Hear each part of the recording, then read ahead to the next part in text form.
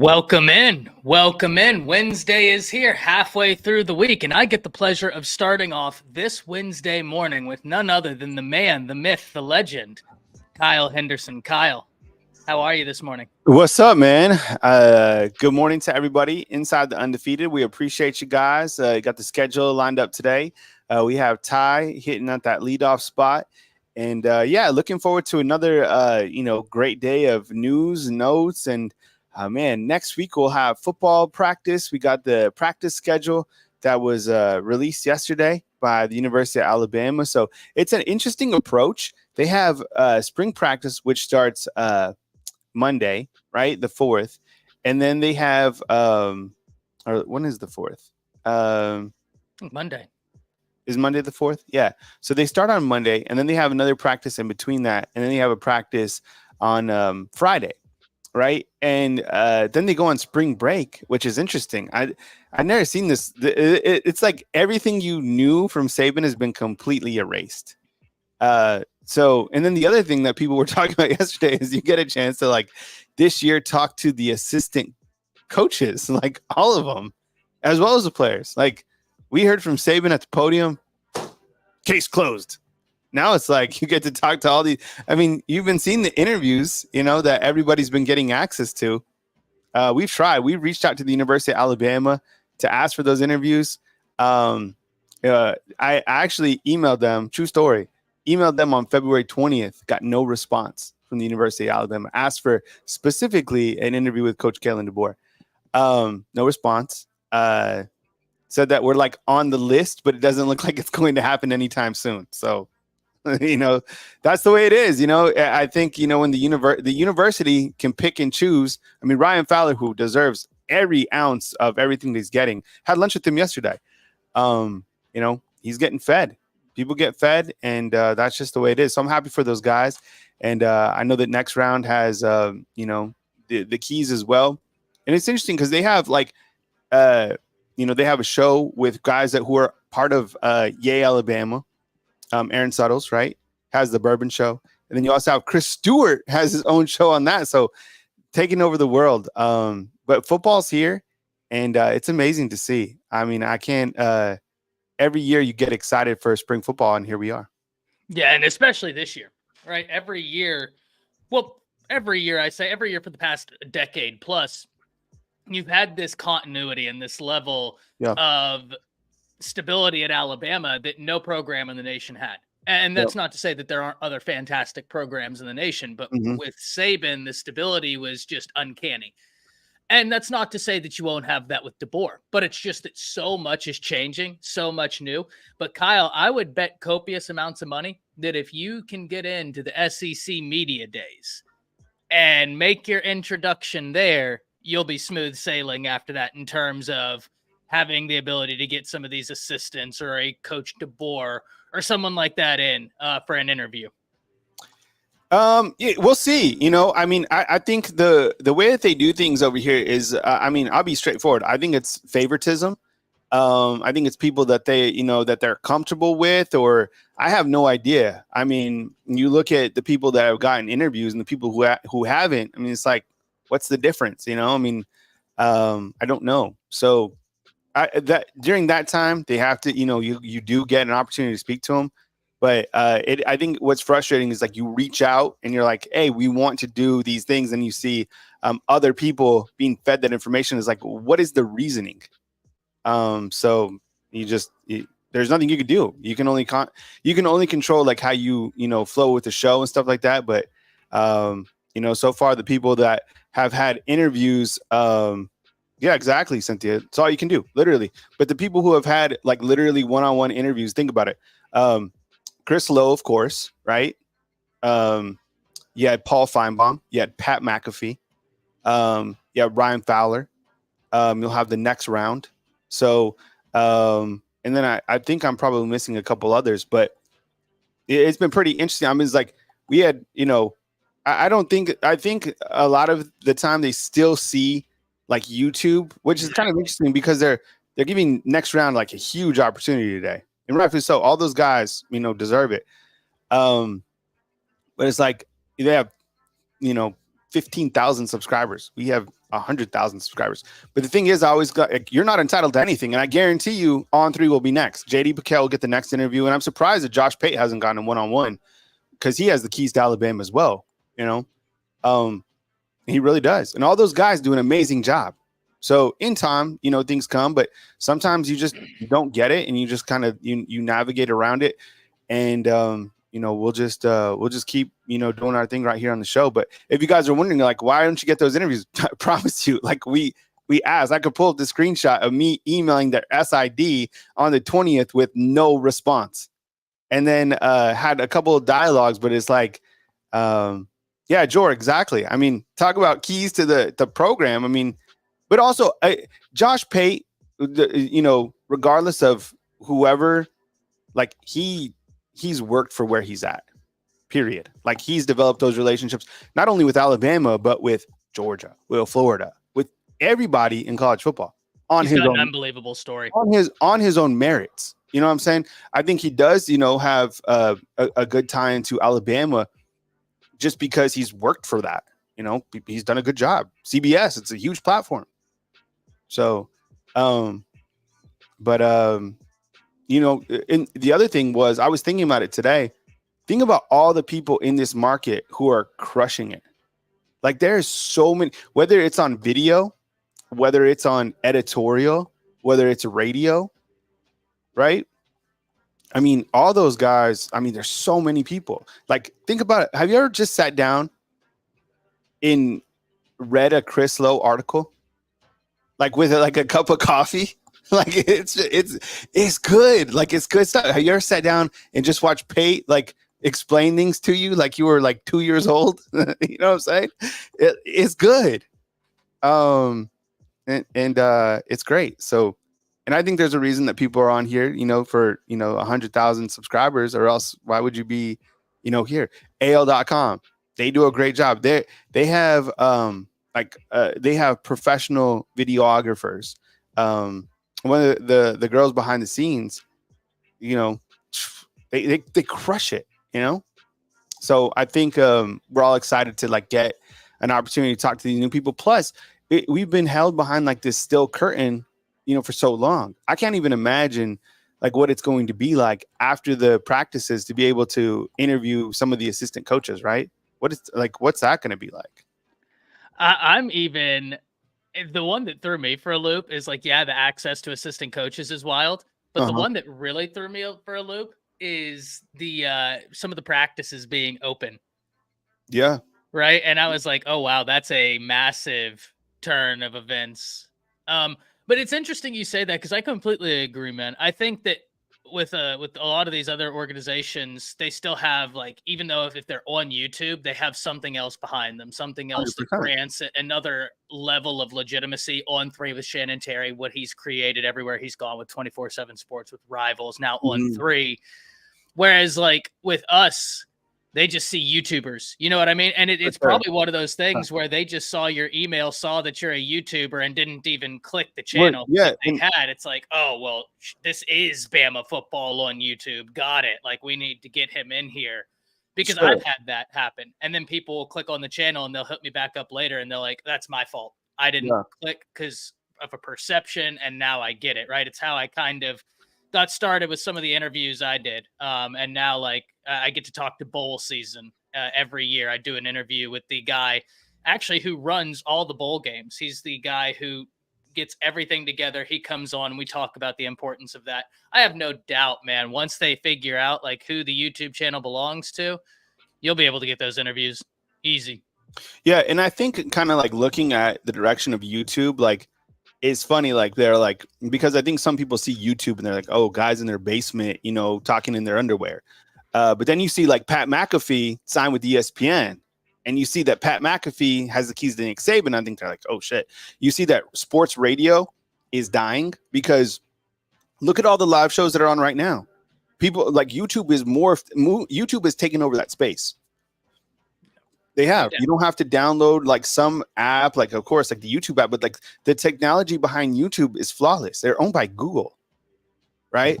So I think that you're only going to see more and more of that. And now everybody has a YouTube channel. even this is going to be interesting how the subscription site only, like the recruiting sites, how they manage what they put on YouTube and what they keep behind the premium wall, right? Because think about this. If you have Andrew Bone, who has an amazing like scoop, and he puts it on YouTube, why am I paying to be a part of On 3? And that's like a balance that they have to ride, right? They give away their morning scoop for an hour in the morning. Why am I on the message boards? You already told me like I can listen to it in podcast format, whatever. So I think that's a challenge for them. And it's a challenge for everybody, right? Like us. How do we continue to build in this space that now has so many different elements into it? Like Touchdown Alabama, they have like 40,000 subscribers. And I think for the most part, everybody can start a YouTube channel and be, moderately successful. I'll tell you the truth. One time I was talking to this guy from CBS. It wasn't Josh Pate. And it was kind of when I was like looking around for to like take what direction the YouTube channel was. And he was like, you know what? Being third place in Alabama is still a very comfortable living. As they said, they're like, we don't even care about being first. Be third in the Alabama market. Because what I'm saying is like the volume in Alabama, like there's some people that don't even care where they're at in terms of like if you're number one on YouTube, whatever, like in the Alabama market, they're just like, dude, I'm getting paid. And that's it. Yeah. 100%. For sure. Mike, so the news is, what's up, Mike? And I appreciate you being here. Yeah, we're going to, Ty's about to have a segment. We're going to, open up the show. The news is that the actual practice schedule was released yesterday. And you have 3 practices next week with one concluding on Friday. And you'll get to hear from Coach Jaylen DeBoer, the assistant coaches on offense, defense. You will get to see practice footage. Smook and I will be at the facility watching the practice. In terms of like actual news, what has happened, there hasn't been anything like earth-shattering within the last 7 days, or even when the last piece of football news was. But you do have an Alabama basketball game tonight that is very critical. You have to rebound and beat Ole Miss, and then you have game day, college basketball. Ty, do you watch college basketball game day? Not very often. No, right. No, I'm not gonna lie to you. Like for me, if it's not football or combat sports, I don't watch too much of it. Like I'm getting back into soccer. I watch NBA playoff basketball, but I can't lie. I've never consumed a ton of college basketball. I like it. I just don't ever find myself watching it. Yeah, but it's like college basketball. Sometimes like the thing, it's been fun to follow Nate Oates and like what he's been able to do. Right. But like, you get like such a basketball rush towards the back end of like in March and into April. Like it's just March Madness, the carryover. And what this team has an opportunity to do is they have an opportunity to go as far as they want to. I think, there's some people that'll pick about their inside game, but if they're hot, they might as well win the whole thing. But it's hard to stay consistency. I love Shep's interview yesterday. I can't wait to hear what you say about that. He's so high energy, and I think that he's such an added value. And look, this is what I'm going to say about the assistant coaches in closing. The thing about it is Jaylen DeBoer allowing the assistants to talk to the media is a brilliant move. And this has nothing to do with Coach Saban and how Coach Saban managed his organization.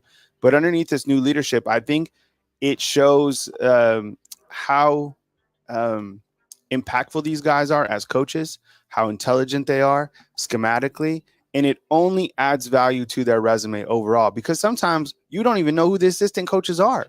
You're like, who is this guy? But I think what'll happen is, because you have access to these assistant coaches, that you will start to kind of gain a much better appreciation for the assistant coaches. These guys are being paid almost $1 million each. We should understand like who they are. They're brilliant. They're not at this level by luck. Like they have worked, they have grinded. So it's amazing to see these guys get in the spotlight a little bit, to be able to talk about the overall message. I really like the approach, to be honest.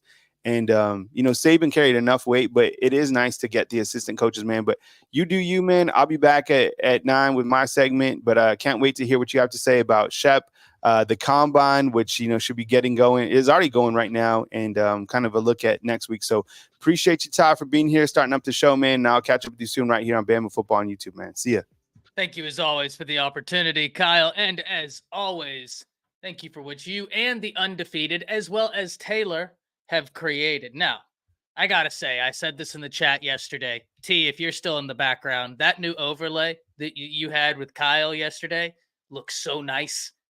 That new overlay looks so nice. Now, these overlays right here look, but that new one looks so clean.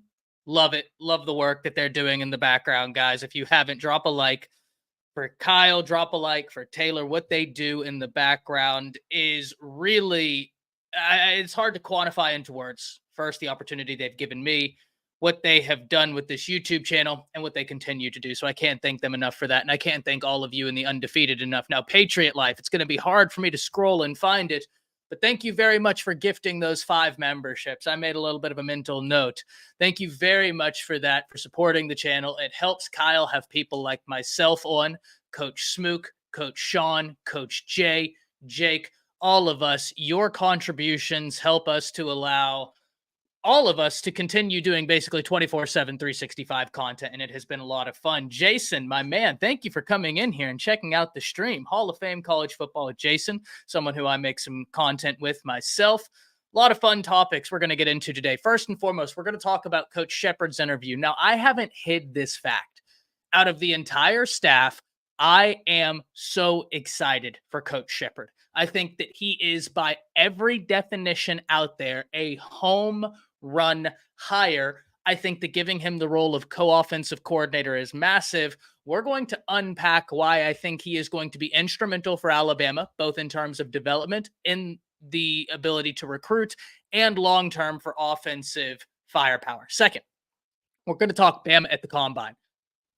Surprise, surprise, Alabama is sending a bunch of guys to the Combine again, and I'm excited to dive into the names. We have got some guys like a Terrion Arnold, who I think is going to light the Combine on fire, and you guys already know I'm here for it. Next, we're talking around the corner, and this is kind of all-encompassing, ladies and gentlemen. I've given myself a little bit of flexibility here.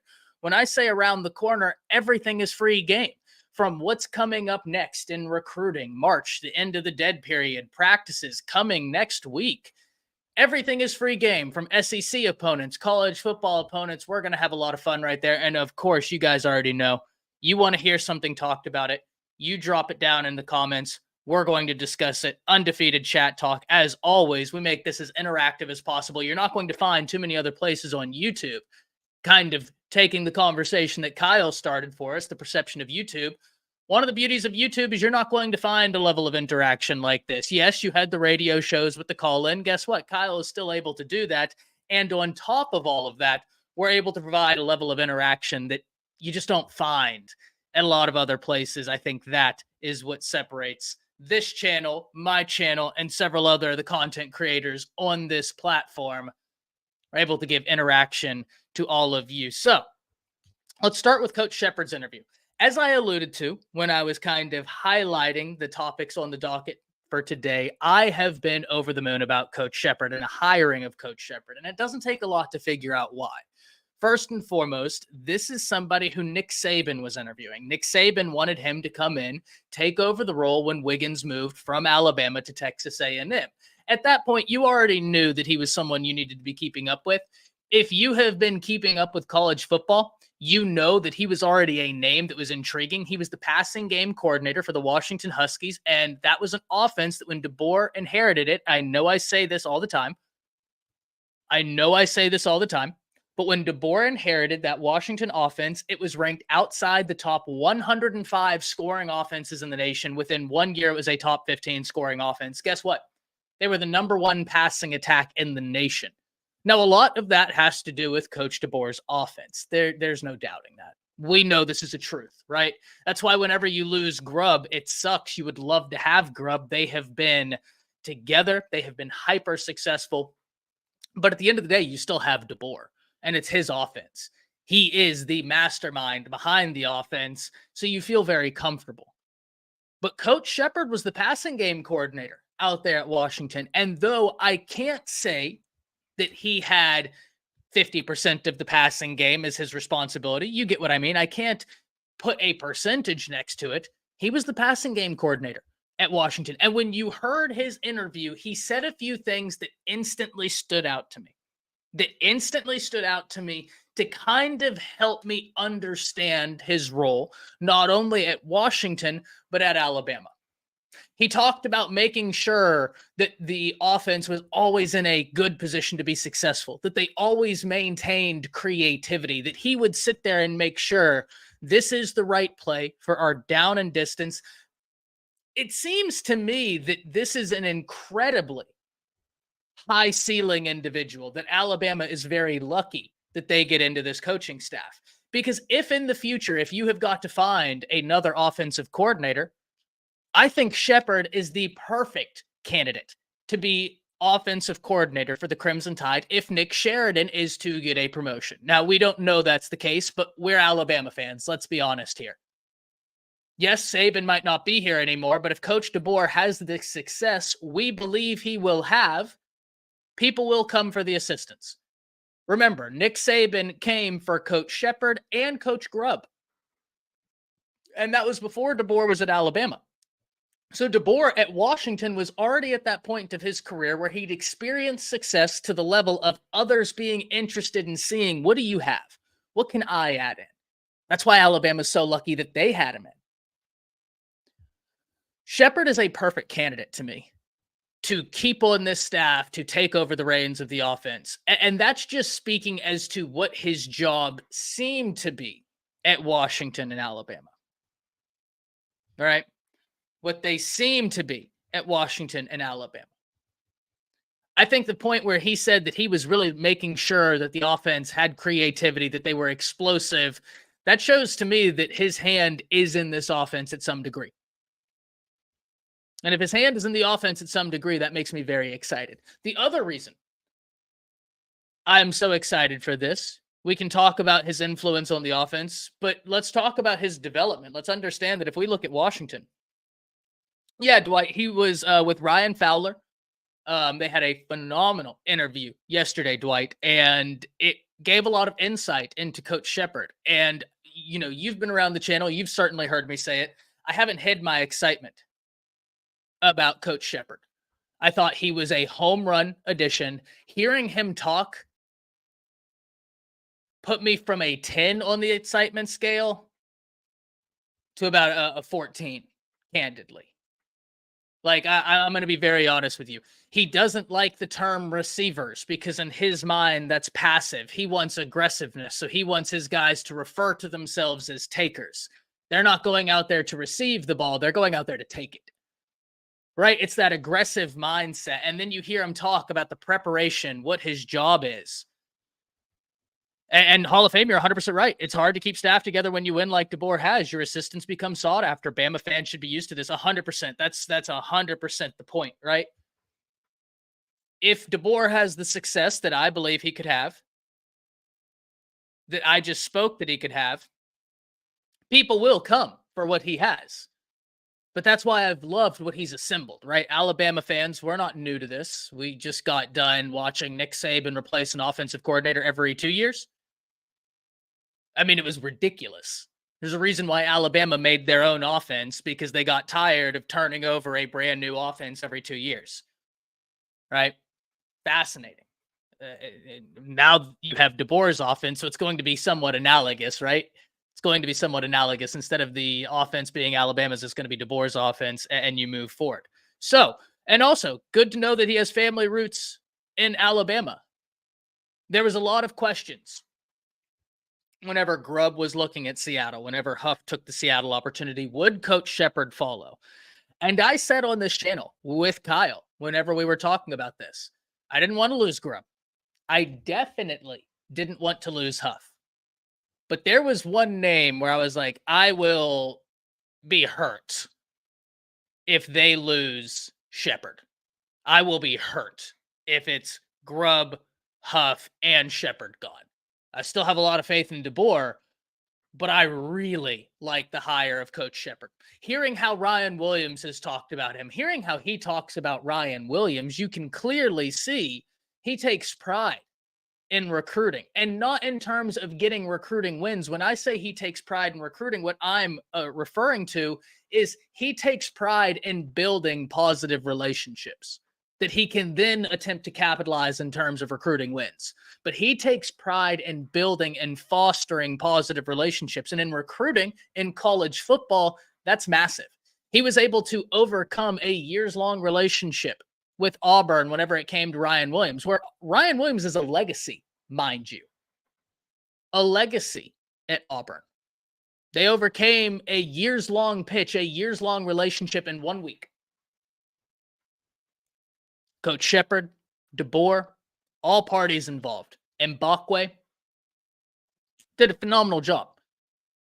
I was already excited about Shepard. That took my excitement from what was a 9 at the time to a 10.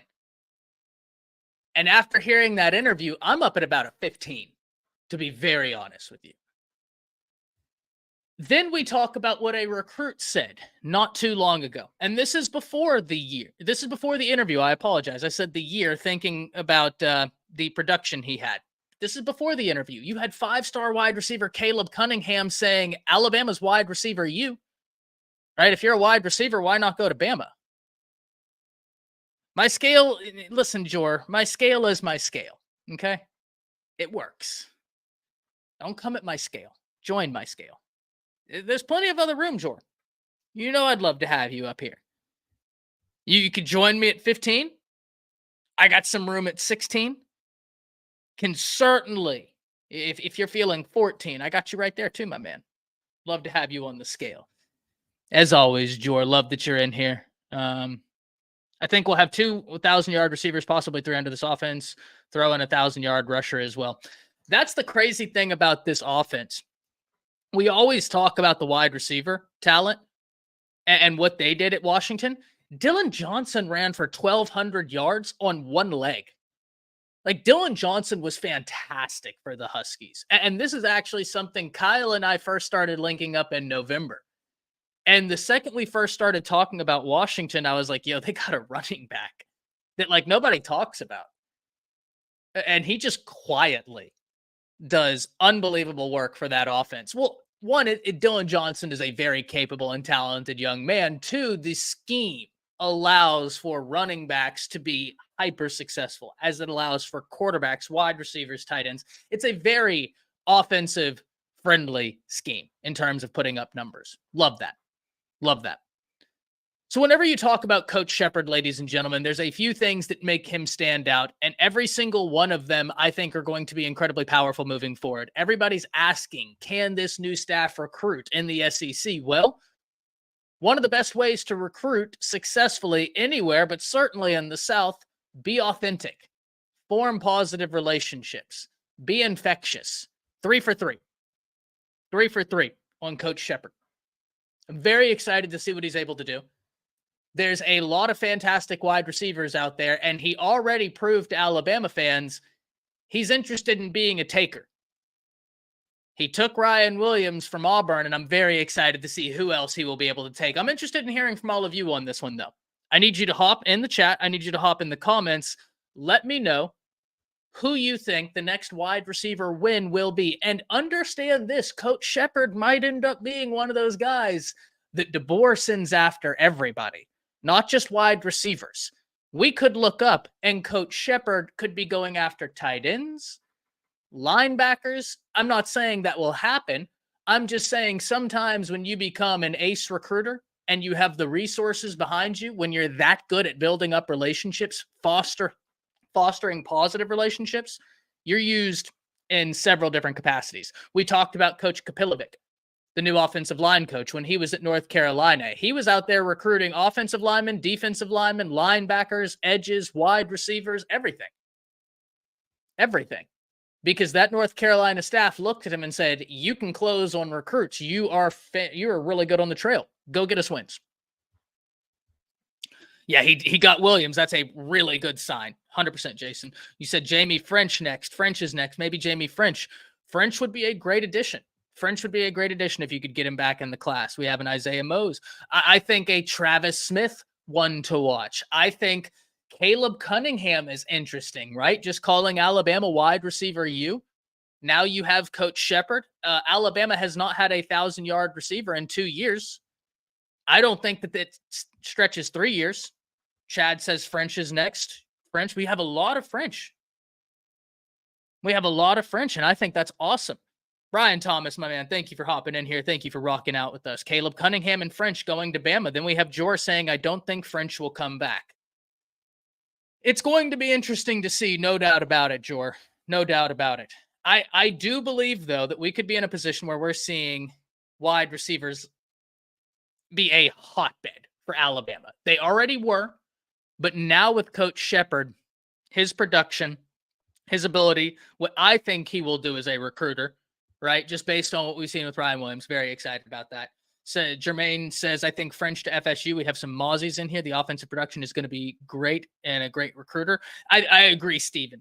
I agree with that, right? If you have unknowns in terms of how are you as a recruiter, well, just you can be authentic, build good relationships, but relationships, boy, that one came off the tongue weird. Relationships, but recruit off your production. Love that. Keon McCoy says French ain't going to have a choice once he sees how we're fixing to go crazy on the offense now. Very true. Very true. So a lot of interesting wide receivers to talk about. You guys already know March is around the corner. The dead period's about to be lifted. We are going to really start diving into receivers, everything come March. Super excited about that. Y'all already know my favorite thing in college football. One of my favorite things is recruiting. So I can't wait for that. Marquita says, Ty, I think once they see what we do with wide receivers, they will want to come, either French or Cunningham. Completely agree. Completely agree. Hall of Fame says, look, man, when you look at what that trio did at UW, it's hard to go elsewhere. 100% Hall of Fame. Listen, there are other schools out there that do phenomenal work with wide receivers. There's no doubting that. But it's impossible to not include Bama in that list, right? Like if you're saying, hey, what are 5 schools that are just doing exceptional work with the wide receiver right now?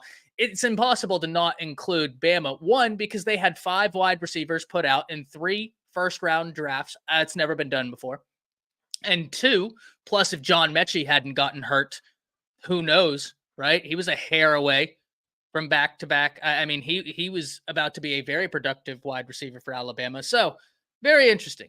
But speaking of draft production, let's talk about Bama at the Combine, because there's a lot of guys at the Combine that I think are going to turn heads. Now, whenever we started this conversation earlier, I started with Arnold. And the reason is simple. Because Arnold is one of those guys. And this isn't to say that other guys at Bama's Combine aren't, but you guys are going to know what I'm talking about. Arnold is one of those guys, when you get him in that environment, that Combine environment, the testing environment, he's going to knock it out the park. He's going to put up big-time numbers, if I had to guess. Arnold was always an intriguing piece of the secondary, in my opinion. It was always so much fun whenever we were going into the years, theory crafting Alabama's secondary, and then you got to Arnold. And Arnold presented a great crossroads. And that crossroads is, where do you want to play him?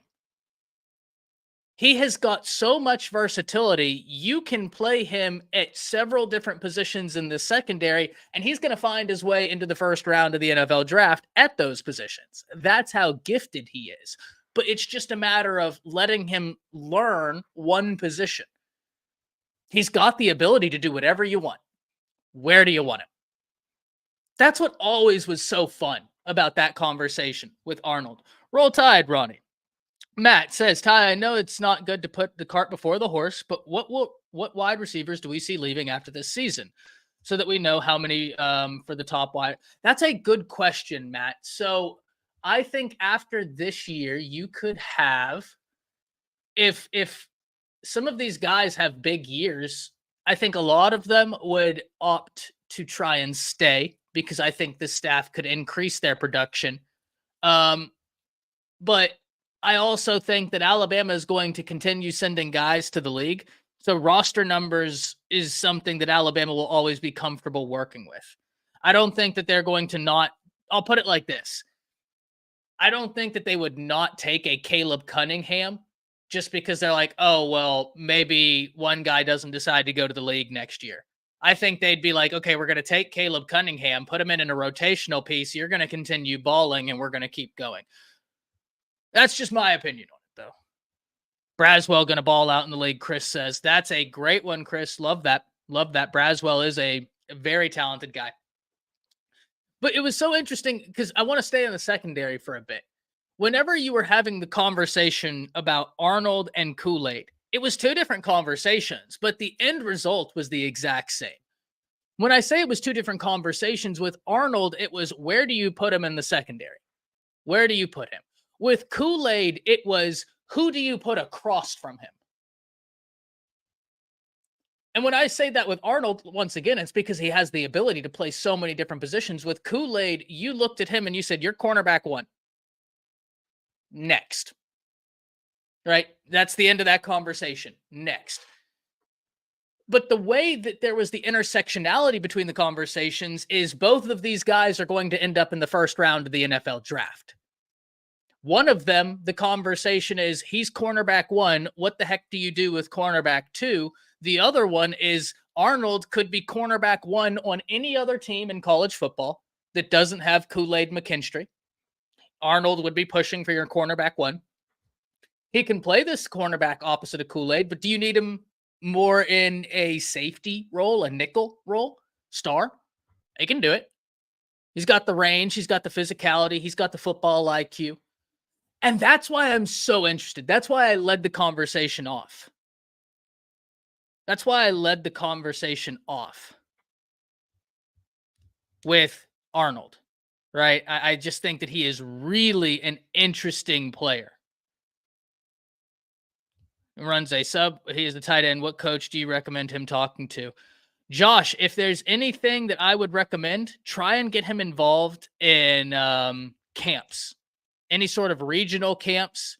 Anytime you have any of these institutions hosting camps, get him involved in those.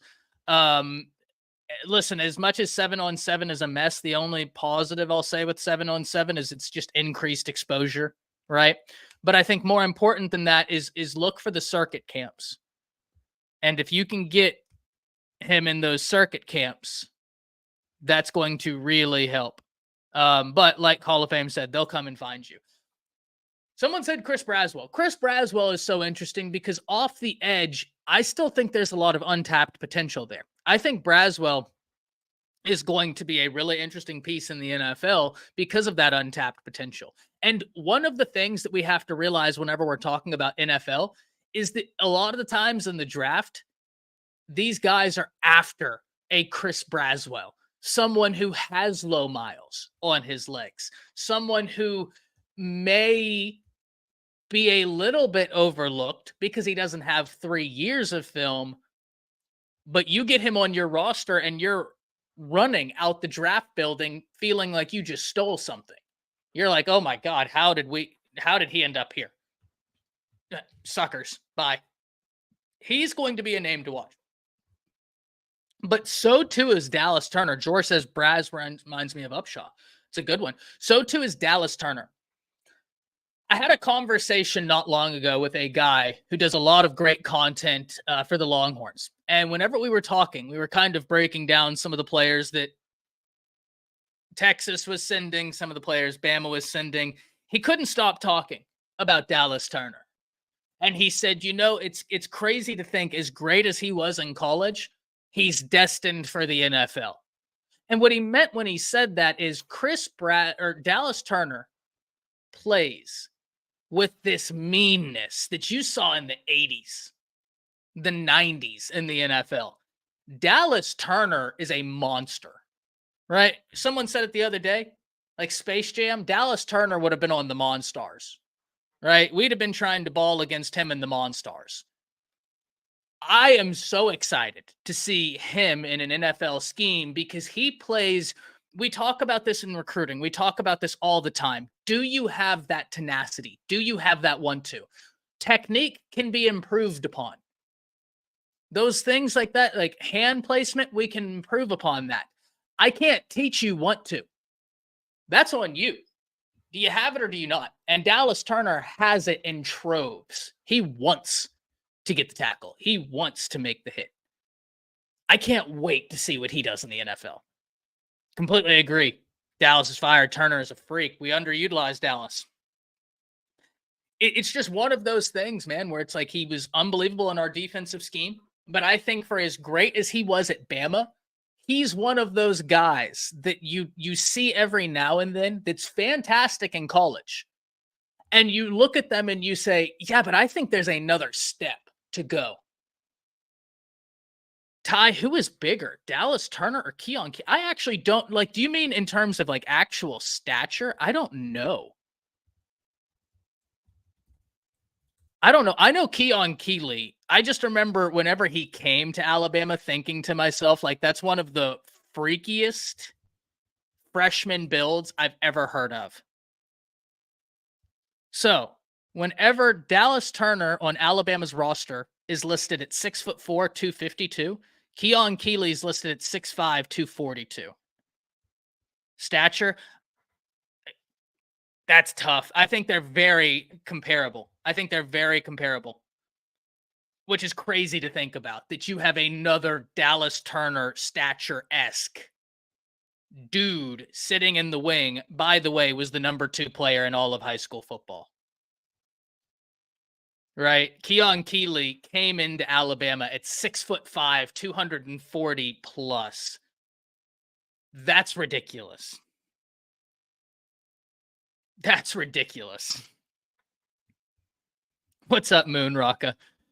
But that's insane, right? So there's another name, though, on the defensive front I do want to talk about for Alabama. And that is Aboigbe. Aboigbe to me is so interesting because Moon Rocka, I know you'll like this. I know everybody in here, and I know there's a lot of the undefeated who watches a lot of film, right? Aboigbe is so interesting because you could be doing a film study on, say, like last year, I was going back doing a film study on Will Anderson, and the games where Aboigbe was healthy, as much like you would have your eyes drawn to wherever Aboigbe was, because so many times he's just making a play, and you're like, how are you not talked about more? And I have to wonder if maybe the injury is a piece of that, but whenever you watch him on film, you come together and you're like, man, this cat right here is doing fantastic work for his team. Aboigbe was a really good piece for this Alabama defense, an underappreciated piece, but a phenomenal piece. And Moon Rocka, you're right. I shudder to think of what he could have done last season had he not had that neck injury. Ladies and gentlemen, if you want to see a trajectory that looked like it was going to go through the roof, through the moon, watch his early season last year before that neck injury. He was game wrecking teams, like absolutely wrecking them. Aboigbe is going to make some NFL team very happy. Marquita says late first round. That'd be interesting. That'd be interesting. See, I would be so happy, Marquita, if he went first round. I would be so happy. I do have to wonder, though, the NFL and a lot of these scouts, their job is to devalue players. And I don't necessarily mean always in a negative way, but like if they feel like they can get a Justin Aboigbe in the second round as opposed to the first, they're going to try and push that. I hope he goes in the first, though. I hope he goes in the first. It's always the same kind of. The reason I started that theory is watching what these scouts would say about running backs. Right? And it's just like they're trying their hardest to devalue these players. And it's always why whenever you get around this time of the year, you have all the pre-draft stories coming out, the Laramie Tunsil stuff coming out. You have so much information coming out of left field saying so-and-so's not a good teammate. I have a theory that it's a lot of these NFL teams putting out that information so that they can devalue the players and get better value picks. Just a theory I have. Part of the reason why the NFL frustrates me, but that's neither here nor there. All right, that's neither here nor there. He was fire. NFL be calling, not sure first, but whoever gets him, he's one of those guys, Caitlin Aboigbe is, that whoever picks him, they're going to sprint out of the facility thinking, like I just said, they just stole something. Right? They just stole something. So I never noticed spaces on X. What happened on the spaces on X, Marquita? I think Justin belongs in Houston alongside. That would be awesome, Jermaine. I would love him in Houston.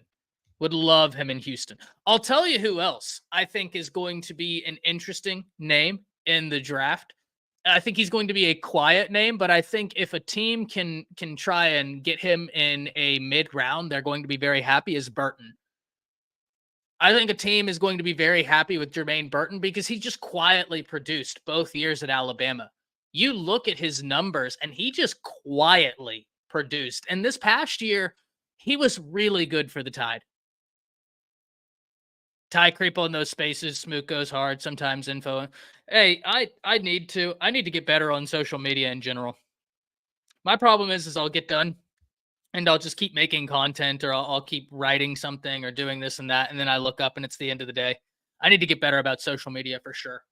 For sure. So Bama has a lot of guys at the combine. We're going to be keeping up with it as the time goes. Now we need to get into the around the corner talk, right? Around the corner talk. And this is an all-encompassing conversation. We've been looking at some opponents around the SEC, talking about them. We've talked about LSU. We've talked about South Carolina. But now we need to talk about what's around the corner for Alabama. And two big dates coming up that all of you are aware of. First and foremost, you have the start of spring practice happening next week. Secondly, the dead period ends. Alabama will be able to host several top prospects. I would imagine you're going to see a ton of 5 stars coming to Tuscaloosa, seeing what all of the talk is about, seeing why Noah Carter committed, seeing why Ryan Williams committed, seeing why some of these guys like Antonio Coleman said the visit was phenomenal, which is another conversation we have to have. Can Alabama flip Antonio Coleman back? I think retaining Roach makes it to where sky's the limit. Yeah, you can flip him back. It's not going to be easy, but retaining Roach was huge. So let's start on the spring ball. We're going to hit that really quickly, and then we're going to talk about some recruits, right? We've talked about Coleman, but in terms of spring ball, this is where I think fans are going to be foaming at the mouth for any and all information. Kyle and I started this off talking about how Alabama has experienced something that not many other teams have. And that's a level of stability that you just don't seem to find around college football all too often. And whenever that level of stability goes, even though you made a fantastic hire in DeBoer, there's going to be intrigue. There's going to be questions. With it being the first spring and DeBoer saying that, hey, some of these practices will be more open to the media. I think that there is going to be a just absolute gold rush for information around spring football, which for all of us is a fantastic situation to be in, because you have position battles littered all over the field. You have the position battles in the secondary. You have the position battles for tackle. You have position battles for wide receiver X, Y, and Z. You have position battles for what the tight end position is going to look like. You're going to have position battles for edge. You're going to have position battles littered across the football field, and that's a good thing. Position battles are a good thing. Iron sharpens iron, and you want to maintain that, right? You want to maintain that. Ty, ever heard of Wills Point, Texas? Off the top of my head, Ron, I can't say it's just like ringing a bell off the top of my head. But that being said, I also am like famous for having a terrible memory. Right? I'm also like notorious for having a very bad memory. So it's one of those, right? Aside from spring practice, then we talk about the dead period ending. You know, we just talked about an Antonio Coleman, and Jor, you're right. He decommitted before Saban retired, which does make the question of can Alabama flip him back a bit more interesting, no doubt about it. You'd feel a bit more comfortable in that conversation if he had flipped after Saban had retired due to uncertainty. But because that's not the case, it certainly makes that conversation more interesting. But you have a Juju Lewis, a top quarterback, a 5-star who is going to be coming in for a visit at some point. You have a Deuce Knight who will probably be coming in for a visit. You have a Caleb Cunningham who will be coming in for a visit. You have some offensive linemen that Alabama is chipping away at that I believe will be coming in for a visit. March is going to be an eventful time for Alabama fans. You're going to have an influx of information, and that's not a bad thing. You're going to have information. We're going to be talking about spring ball, competitions, recruiting, coaches, their impact. It is going to be massive. Steven says negative Bama content gets clicks. Unfortunately, Steven, negative content gets clicks as a whole. Right? Negative content gets clicks as a whole. Which is why whenever I started my channel, I knew I was at a crossroads. I could either A, take a more positive spin on things, take a more positive approach, and build my channel slower, or I could just be someone who throws lit matches on gasoline, and I'll get a ton of views. I'll grow really quickly. But I don't think that one is conducive to long-term success. Right? I think like immediate clicks isn't necessarily conducive to long-term success. And I think that being principled, being authentic, being forthright, and being logical is far more conducive to long-term success. But also, that's just me. That SEC getting all the there's a lot of wild stuff out there, man. There's a lot of wild stuff out there. Real fans get bored with that. True. Southern Red says, Ty, will you guys run a survey on how many here intend to do A-Day? I'm hoping fans blow it out the water. Roll Tide, roll for life. Yeah, I think that'd be a great idea. We could do like a week-long thing. Let's or a couple days. I think I'll let Kyle know that that's something y'all are interested in. But I think that's a great idea, Southern Red. Thank you for the time. Thank you for rocking out with us here on Bama Football on YouTube with Kyle Henderson. So aside from the spring ball, aside from recruiting, you also know that spring and everything opens up not only for Alabama, but for everybody across college football. And that means that it's going to be an incredibly impactful time for multiple coaches. We know DeBoer is going to have a ton of talented guys, and we know everybody's going to be clamoring for information about Alabama spring practices, but they are not the only SEC team that I think is going to have people peering through the windows, trying to figure out what their spring practices look like. As we've been going around the SEC, ladies and gentlemen, today we need to arrive at the Florida Gators and Billy Napier. Now, not too long ago, we took a look at Florida's schedule. It's not good. It's not good if you're a Billy Napier fan. Off the top of my head, if I'm not mistaken, they have 9 ranked games. They have a stretch of 7 top 25 games, and inevitably there will be teams within that stretch that aren't what we think they are, that aren't good. They aren't what the preseason rankings shows them. Right? It doesn't, maybe you have a team that's ranked 20th in the nation. Turns out they stink. But before a game has been played, Billy Napier is in the middle of a rebuild. He's not year 3 into a rebuild. He's in the middle of a rebuild, and they get that schedule. Now, ladies and gentlemen, I've asked you this before. I'm going to ask you this again. And even if you're watching this back, if you missed us live, if you're watching this back, if you're watching this and you have the ability to go down in the comment box and comment, certainly do that, because I'm interested in checking this and I'll have a conversation about it. I'm going to come back to this video. But I certainly need everybody in the undefeated. We have 185 people in here. Let's get some responses. Does Billy make it to 2025? I like Billy Napier, but does he make it to 2025? That's a question for everybody in the Roll Tide, in the undefeated chat. Roll Tide, Ronnie. Roll Tide. That's a question for everybody in the undefeated. Does Billy Napier make it to 2025? It's a really tough schedule. We know what the SEC is. We know that it's a league that has no patience, especially if you are at a Florida. They expect to win. I'm not saying that the Florida Gators decision makers expect national championships every year. I'm saying I think they expect to win, be competitive. Be competitive. Now, part of the reason we got a whole lot of no, about a 30% chance. I think that's very fair. I think that's very fair, but a lot of no. Now, part of the reason why I'm so intrigued in this, ladies and gentlemen, is Billy Napier gives someone like myself, someone who's a little bit of a nerd, who gets to watch college football and think about things, he gets a little bit of a study point. Billy Napier came to Florida and instantly took what they had and started running with it. He didn't start his quote unquote rebuild until year 2, which was always odd to me.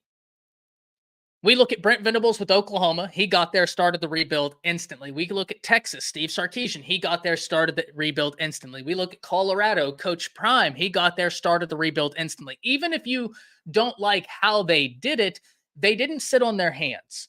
They got there and said, I was hired to take us from where we are to somewhere much better. I have to get busy.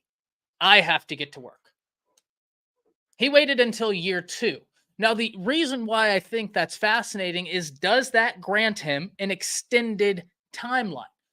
Does that grant him the ability to look at the decision makers at Florida at the end of this year and say, hey, I had the toughest schedule in the nation, and we started our rebuild a year later. Give me another year. I don't know. That's why I'm so fascinated. That's why I'm watching. That's why you always hear me cross-reference Billy Napier with Mario Cristobal.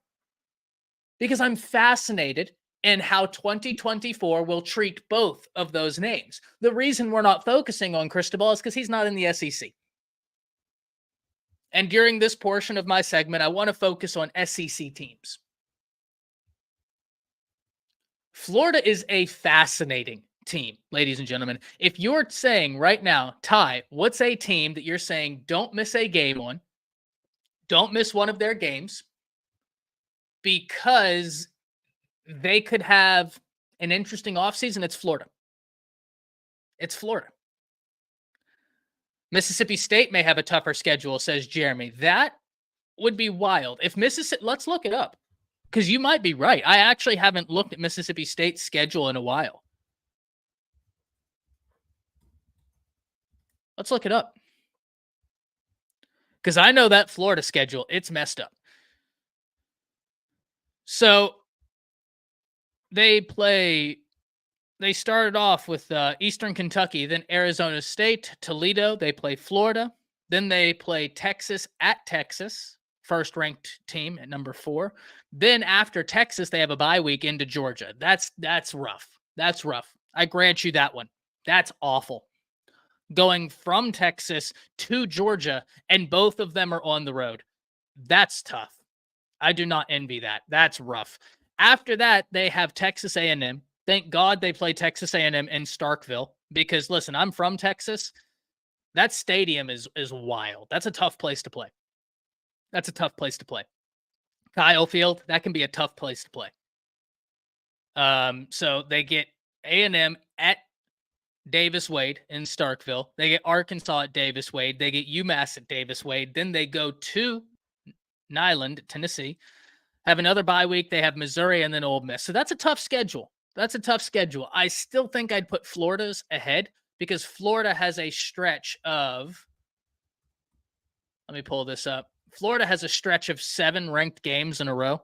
So this is Florida's schedule. Florida starts off with number 24, Miami. Then they have Samford. Then they have Texas A&M. They have Mississippi State. After the bye week, they have UCF, and that's really the last game that you look at for Florida, and you're like, yeah, that's a comfortable win. After that, they go to Tennessee. They take on Kentucky, then Georgia, then Texas, then LSU, then Ole Miss, then Florida State. So they do the same thing that Mississippi State does. Mississippi State has Georgia and Texas on the road, whereas Florida has the neutral site game with Georgia, and then they go on the road to Texas. Oh, they might have a more talented team, Jeremy, but I still think that's a tougher schedule. And listen, they might have a more talented team, but they're also in the middle of a rebuild. Their offensive line isn't great. In fact, I think last year a lot of people were not high on Mertz. I actually think Mertz was more of a solution than he was a problem for Florida. He was far more of a solution than he was a problem. They have other problems, right? Florida has got some problems, right? There was some model out there that projected them to go 2-10. That's rough. But I don't disagree with you, Jeremy. I do 100% get what you're coming from. That Mississippi State schedule is tough. I 100% agree with you there. That's tough. I just think that the 7-game stretch of starting with Tennessee, because you have 16 Tennessee, 23 Kentucky, number 1 Georgia, number 4 Texas, number 12 LSU, number 6 Ole Miss, and then number 15 FSU. That's 7 ranked games straight. That's rough. That's awful. I feel so bad for Billy. We need to show up and pack Bryant Denny for Coach KD. 100%, Ronnie. 100%. Steven, you could have an argument. Yeah, no doubt. No doubt. That Mississippi State, there is an argument there. Steven. Ironically, Steven, addressing Steven. But both of you are 100% right. There is an argument to be made there. I completely acknowledge that. That's a rough schedule. Florida can be vastly improved this year and still go 5-7 or 6-6. Brother, if they make a bowl game, I'm going streaking.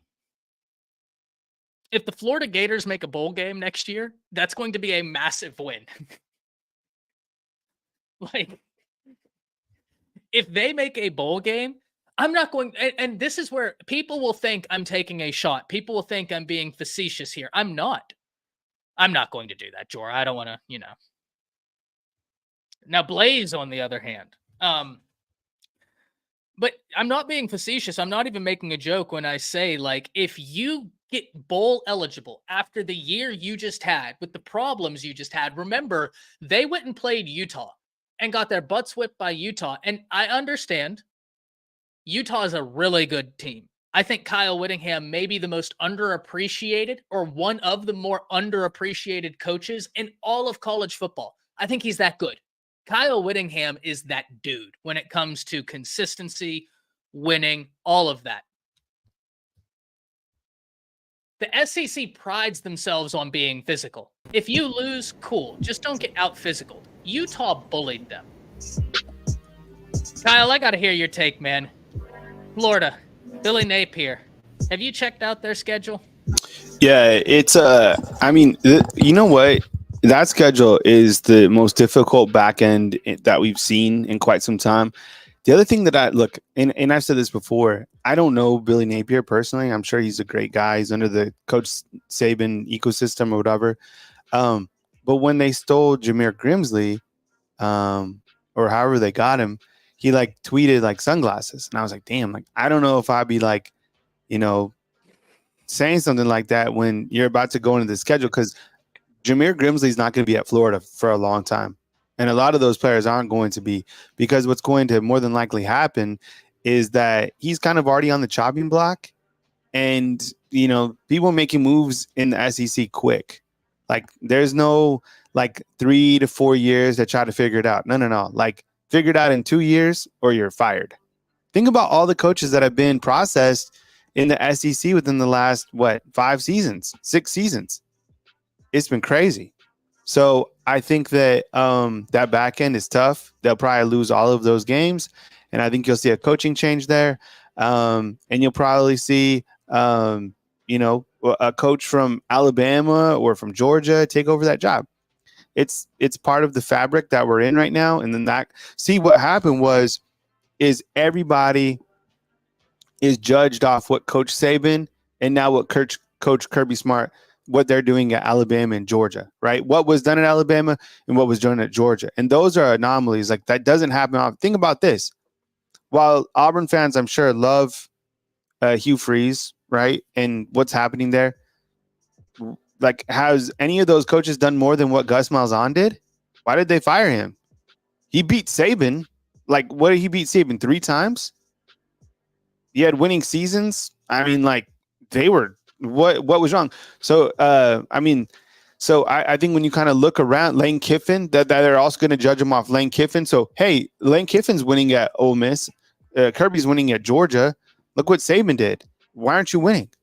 Why aren't you winning 10, 11 games? Because it's the SEC. It's crazy. So, Florida, yeah, I think they're next. And That should Florida. They still have such high expectations, and they should. It's Florida, right? But Florida State is the top in that state, and then who? Is it Miami or Florida? I don't know. And listen, Miami, I think they'll end out better this year, but I don't necessarily know that puts them in a better position, right? I mean, Mario Cristobal inherited Tyler Van Dyke, who is one of the most promising young quarterbacks in the nation, and he regressed. Yep. He regressed, and that's what I'm so fascinated with Cam Ward. I want nothing more than it to work at Miami for Cam Ward. But if I'm looking at Mario Cristobal's history with quarterbacks, it's not phenomenal, right? It's not great. Jeremy, I will say I'll take you up on that 252 thing, though. If Florida makes a bowl game, I'll do a shot at 252 on stream. If Florida makes a bowl game, easy. We'll take that bet. Yeah, I love that. Ty, I'm gonna step away just for one more second before I get back. I'm gonna fire up the call line for everybody to call in for my segment. So I'll be right back. Why don't you, if you have like closing remarks or whatever, or if you want to hang out with me, I don't care. But I'll be right back in 2 seconds. Absolutely, my man. Absolutely. So, yeah, I 151 and 101 mixed in a shot ain't no joke. I'm not even really a drinker, Jeremy. I'm not a big drinker. I've had these Shady Mile bottles behind me forever. And they've stayed more or less about the same. They get broken out once a month whenever we do the UFC cards over here. Have a bunch of people come over. I throw a brisket. I throw some pork on the smoker, right? All day affair. Even better when it's college football because we have 3 TVs going in the living room. 2 for college football. And then 1 for the UFC fights when they start at 5. So I'm not a big drinker, but I'll take that. I'll take that bet, Jeremy. That sounds like fun. We'll do that for sure. I'm gonna get with my buddy High Top, Florida content creator. Love making content with him. Always a great time. But I got to hear his take on where he expects Florida to be, because I'm worried for them. I'm really worried for them. Yeah, I mean, I think Florida fans should be worried. I mean, that back end schedule's super challenging. And you're right. I think with Mario Cristobal and what they have with Miami, I think Bama Hater got banned yesterday. Finally, inside the chat. T, did he get banned yesterday? Yeah, Sean gave him the hacks. Yeah, Coach Sean banned him. Apparently, a lot of people emailed him. I wasn't there, so I didn't see exactly what his comments were, but apparently it was definitely over the line, and a lot of you guys emailed about him, so he is gone. Huh. Well, Bama Haters, he's gone. Yeah, so. It's crazy, right? I wanted to debate him. Yeah, what do you guys think about that? Was it the right call? We weren't there. He said something over the line. Then yeah, I mean, I don't know what he said exactly, but. Yeah, I don't know. I'm really I take a really lax approach. Same, so I do too. One of the things is, am I choppy? Am I coming in and out? Not on my end. No. So I ran a website for 15 years, right? In New Mexico and here in Alabama. And one of the perks that came with it was moderating a message board for thousands of subscribers. Can you imagine? And this was during, think about, I moderated a message board during this time. COVID, Trump, all of those impactful topics BLM, right? Everything when Coach Saban walked, I moderated that message, and it was you couldn't do it. So what I did here is you just need if you could block someone here, but I have to focus on the show, and we have moderators in here, and pretty much if you say something that is completely outlandish, you get banned. Yeah. Period. And that's it. And you just move on. I mean, there's no way that we can make 100,000 people happy, but we have to do the right thing to if something's wrong, and we just ban them, and that's it. It's don't even sweat it. I mean, if you're sexist, racist, homophobic, something like that, you're gone. But pretty much if you just are going for another team, we're gonna let that slide most of the time, right? If you just root for another team, unless you're that's all love, harassing our members, that Yeah, and then people would like call in or they'd message me and they'd be like, they said something like completely like horrendous, and they'd be like, "It's my first right to say whatever I want." Blah. I'm like, stop. Like this is just community. Like go say whatever you want. That's it. Yeah. So I guess Bama Hater got banned. So maybe we'll have him on for a debate. I don't know if that'll ever happen, but the whole like First Amendment thing always drives me up a wall, right? Mm-hmm. Because like the First Amendment, like, yeah, you have your First Amendment protections, but like that doesn't mean that you can't get banned off of a private message board. The First Amendment protects you from the government, not from XYZ who wants to do what they want to do with their own platform. Like I don't know, it just drives me up a wall. Yeah, and I don't even know what he got banned for. Yesterday, Coach Sean, the hierarchy at Bama football on YouTube, it goes to T. So like Coach Sean called T and was like, "Hey, Bama Hater." I was like, I was like, "Oh, I don't even."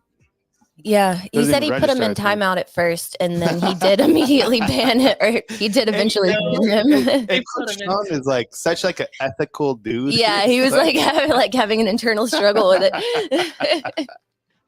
So I don't know if that was an overreaction. Let us know. But it seemed I think he probably made the right call. It sounded like so. Yeah. Yeah. I don't know. Ty, do you have to bounce out, or do you want to? Can you chit chat for a minute?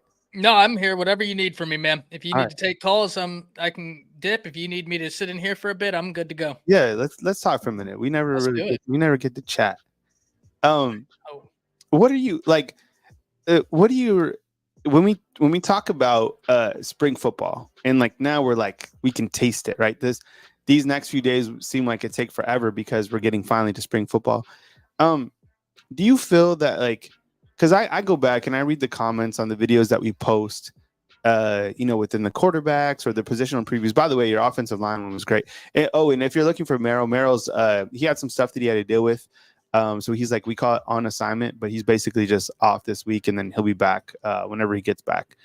But there was a great offensive line preview. But when you look to this particular team, like at the quarterback position, what do you feel is like realistic for this quarterback room in terms of like, the development, the playmaking ability? I mean, like, because it seems to it's going to forever be a hot topic here.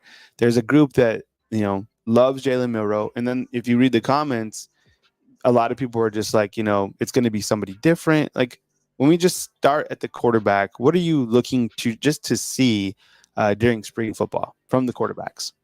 Success, right? I think that it can be most aptly quantified into one word, and that's success. Not only from Milroe, but from Mac, from Ty Simpson, from Dylan Lonergan, from all of them. It is find success in the new system, find success with your teammates, some of which may be new in terms of freshmen, in terms of a Jeremy Bernard, in terms of a Parker Brailsford. But I also don't think it's any like, any secret. I'm a big fan of Jaylen Milroe in terms of what I think he's going to be able to do. We talked about this the other day. It's interesting, Kyle. If you go through, you can find a trend of guys who graduate, still come back to play football as grad players, right? And their production increases exponentially because instead of focusing on school and football, now they're just dialed in to football. Jaylen Milroe and all of these quarterbacks, they haven't had the luxury of a quarterback coach of this caliber in a while. And this is interesting, Kyle. When was the last quarterback coach Alabama had where you were like, okay, this is something that I think we can rock with? Was it Sark and AJ Milwee? Was that kind of So the one guy, and this is kind of my next question. And T, did we post the fan funder link for people to? Yes, it is pinned at the top of the chat. Yeah, and if you guys are like in green, you guys are a fan funder, which to become a fan funder of this YouTube channel, hit the hyperlink above this video. We appreciate you guys supporting the product right here on Bama Football on YouTube. And so hit the hyperlink as low as 10 cents a day to become a fan funder of Bama Football on YouTube. A lot of people forget this name, which was Alex Mortensen. So when Steve Sarkisian was here, I felt that those were the best. That was the best that the quarterback room had from the coaching standpoint, because you had Sarkisian, and then you had AJ Milwee and Alex Mortensen. Those guys worked with the quarterbacks, right? And then when those guys all went different directions, I think the quarterback room overall, from a development standpoint, took a dip. And that was under Bill O'Brien. And I don't think it's ever recovered since. And so my next question to you, and I asked Coach Mook about this as well. Do we feel, and do you feel, Ty, specifically, and chat, this is a question for you. Maybe this is a poll question as well. And I'm not trying to hide any of Jalen Milroe's, like the flaws that he might have or whatever. But do you feel that the fact that he's had Bill O'Brien, that he had Tommy Rees, that he had, Ryan Grubb, what could he even do? Besides, shake Jalen Milroe's hand, but like he's really had, a set of different quarterback coaches. Do you think that has affected his development, Ty? Or do you think that it wouldn't matter if he even had the same type of coach? No, 100%. Because Kyle, to your point, I always look at this, right? When I look at Bryce, and this is to give another example, but when I look at Bryce Young under Bill O'Brien, Bryce Young was about the most gifted quarterback I've seen at Alabama, maybe in my life. Like he and Tua were just doing ridiculous things. But Bryce, I always would make the joke where I was like, have you ever seen Bryce Young and Harry Houdini in the same room? Because I haven't. And because of that, like, you can't convince me that Bryce Young might not be Harry Houdini. Like, he's an absolute magician. But I always bring this up. With Bryce Young, the offense with Bill O'Brien, it looked its best whenever the play had broken down. And that's not a good place to be. It's whenever you have to have Bryce Young creating something and balling out at a level that we just don't see. And that's when Alabama found so much of their success. And then you go to Tommy Rees. Kyle, we talk about this with NFL quarterbacks all the time. We would talk about the Browns, right? And say, well, how could their quarterback have been successful, right? And excellent offensive coordinators. This argument applies for Alabama. Finally, Jalen Milroe is going to be in a situation where, yes, even though it's a new offensive staff, this is an offensive staff through and through. In every capacity that will develop quarterbacks at a level better than anything Alabama has had since Steve Sarkisian was on campus. And that's why I'm so confident in his abilities. Yeah, I'm curious to see kind of how it all plays out. And I think it's like when you talk about the quarterbacks, you have, this is a hell of a room. And it's really intriguing because Dylan Lonergan, he's a baller. Ty Simpson, baller.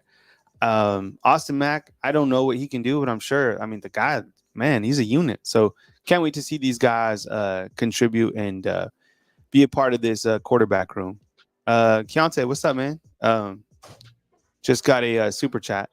Bryce Young was calling the plays at the line like Peyton Manning. Bill O.B. was not a good OC.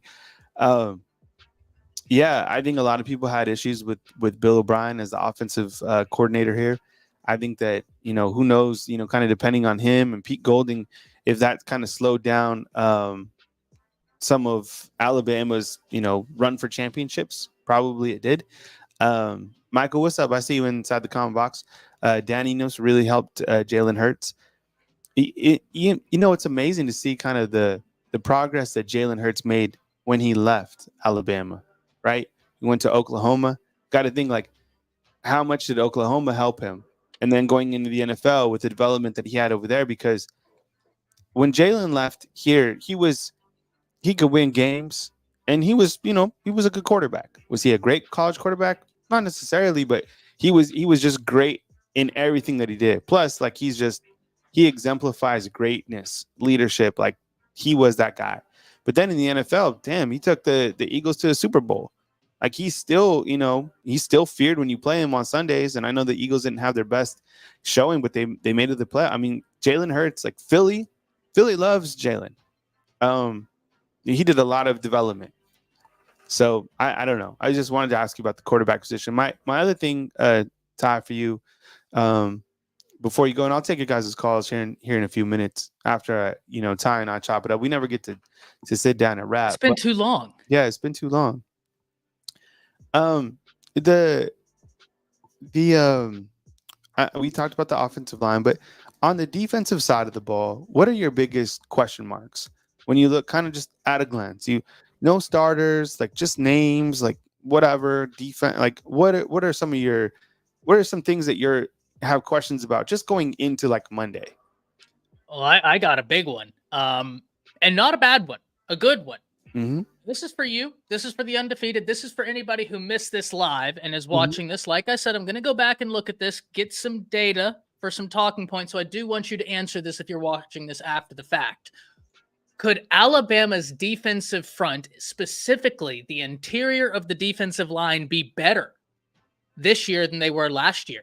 That's a major question for me. And I even think I could say the front six. Could the front six be on par with what they did last year? Remember, you're losing Braswell, you're losing Turner, but you retain those two inside forces that I think are going to be top 10 universal. I think the interior of the defensive line, Kyle, is going to be one of the most dangerous in all of college football, with Keenan, with Smith, with Otis, with all these guys. Payne really coming into his own at the end of last season. So, of course, the secondary, that's a question, right? That's naturally where all the conversations are going to go. My question, could this defensive front be better than it was last year with a new scheme, with some of the losses that they've sustained? Could we actually see them be better? Yeah. And I think a good starting point there too is the fact that Alabama did retain Freddie Roach, right? So Freddie Roach comes in, I mean, he always has the energy, but like, you come in with some seasoned guys, right? Guys that have really been a part of the program. Tim Keenan had a great season last year. And I think that Jaheim Otis, I mean, I think he underperformed last year. So I think that should elevate him to be even more amped up to go into this year. As you mentioned, James Smith, Jameer Latham, Damon Payne. There's a lot of guys that have experience there. So I like that group overall. And then from the edge rushers, I mean, geez, guys that should be just absolutely ready just to eat, right? Quay Russo, Q Robinson. I think Q Robinson could be one of those guys that has a really outstanding season. He's a veteran. Didn't get playing time last year that much. I think 4 games or something like that, just because, like you said, he's sitting behind 2 guys getting ready to be picked in the NFL draft. Keon Keeley, Yanze, those guys are right there as well. Keanu Koot, like he's probably a guy that we forget about as well. So I don't know. I mean, that's a really good question. My question when I look to Alabama's defense is I have a couple of things. And Ronnie, what's up? That's kind of where I was going with this, Ronnie. Thank you. You kind of beat me to the punches. I want to see what the depth looks like at the inside linebacker position. Good one. And then I also want to see like how are they piecing together the secondary, like just from the jump. And what my prediction is this: the way that whoever like lines up in the secondary for spring football won't even be remotely close to the first game of the season against Western Kentucky, because I think during that time frame, Alabama will take in a transfer, maybe a couple guys leave, they move guys to different positions. I don't know. And you might have a mix and match, but I mean, clearly there's guys. I just don't know. I mean, they're going to be young too, but think about how much they're going to grow up from now up until August. That's why I love all these early enrollees. You remember, like, it was crazy. Like, even like 7 years ago, I don't know, when I first got here, 2016, it was a little bit rare for there to be so many early enrollees, which now seems like you're like, no, but like 8 early enrollees was like, damn, no way. You have 8 early enrollees. Now it's like 20.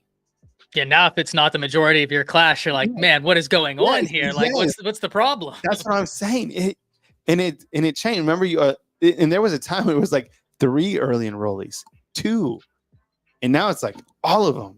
It's been, and think about how much they grow up from, because some of these guys even get to come here during December. So, like, for example, let's just look at on the offensive side of the ball. Caleb Odom, okay? Caleb Odom got here in December, okay? He got to go with the team to the Rose Bowl out of high school. Oh, this is our super chat leaderboard. Thank you, T. Whoa, it's the bottom of the screen. Patriot Life. And how are we saying this? Kunte Plumber. Kunte Plumber. KP. Are you with me? Appreciate you guys. Damn, it's like boom right on the screen. Sorry, guys. It's all good. Okay, so what I was saying is Caleb Odom, okay, stay with me, got here in December, got to go with the team, fly on the airplane to be with the team in the Rose Bowl, practiced for a playoff game, saw the intensity, right? Couldn't play in that game. And then he came back to Alabama, and he's already enrolled, already situated. So he has January to, figure out all this stuff, goes through Saban retiring, whatever, new coach. Then in February, he's a part of the fourth quarter program. It's going to be a wide receiver. So now he's already been here for 3 months, right? In March and April, he'll get to be a part of spring football. And we're just talking about one player, right? He'll get to be a part of spring football, March and April, right? And then you work out, you go back home, you work out with your guys, you go to Florida, you hang out with the court, wherever these guys go. And then you come back for July, and you're here for August fall camp. That's almost 8-9 months of a true freshman before he's even played. At this point, are they even true freshmen? You could argue they're almost sophomores. So that's what I'm saying. That's how important it is when you get these early enrollees in like the timeline, right, Ty? Like that, there's no like show up and think about how much further ahead. You ever read the book? What is it? It's about timing, like the timing of life. Like basically, what is it called? I'll think of it here in a second. But a lot has to do with like the timing of when you were born, when you enrolled in school. There's a high percentage of like Canadian hockey players that are born specifically in January because it has like a cutoff outliers. That's what it is. Yeah, outliers. Basically, like so when all Malcolm Gladwell. Yeah, so all these, a lot of it is the timing. That's what I'm saying. It's just, don't you think that's like, Ty? I mean, he's not a freshman by the time like the first game of the season hits in September. Yeah, I think that there is no putting a value on early enrolling. If you can do it, it absolutely puts you ahead of the curve. And I mean, we talk about Odom, right, at a tight end or even a wide receiver now, but for the most part, we've seen true freshmen come in and play what you think about for an offensive lineman, like a Casey Poe or someone coming in early, getting that time in the strength and conditioning program, getting that time at the fourth quarter program, setting that expectation as to this is what it takes to succeed. You're months ahead. And whenever you're talking about a situation where they may have signed, what if a guy signed his name on the paper in February, right? Mm-hmm. Now he's a part of Alabama's class. He doesn't get there until the summer. Yeah. Well, this other guy who signed his name in December, he's gone through the fourth quarter program. He's gone through spring practice. He exits spring practice now with the ability to work out on his own. And the reason why I keep bringing that up is because he now understands what it takes to succeed. Mm-hmm. You're not working out the same way you were when you were in high school because now you have a new glimpse as to what it takes to succeed in the SEC. At Alabama, early enrolling is massive. And that's why I love that so much of this class was able to do so.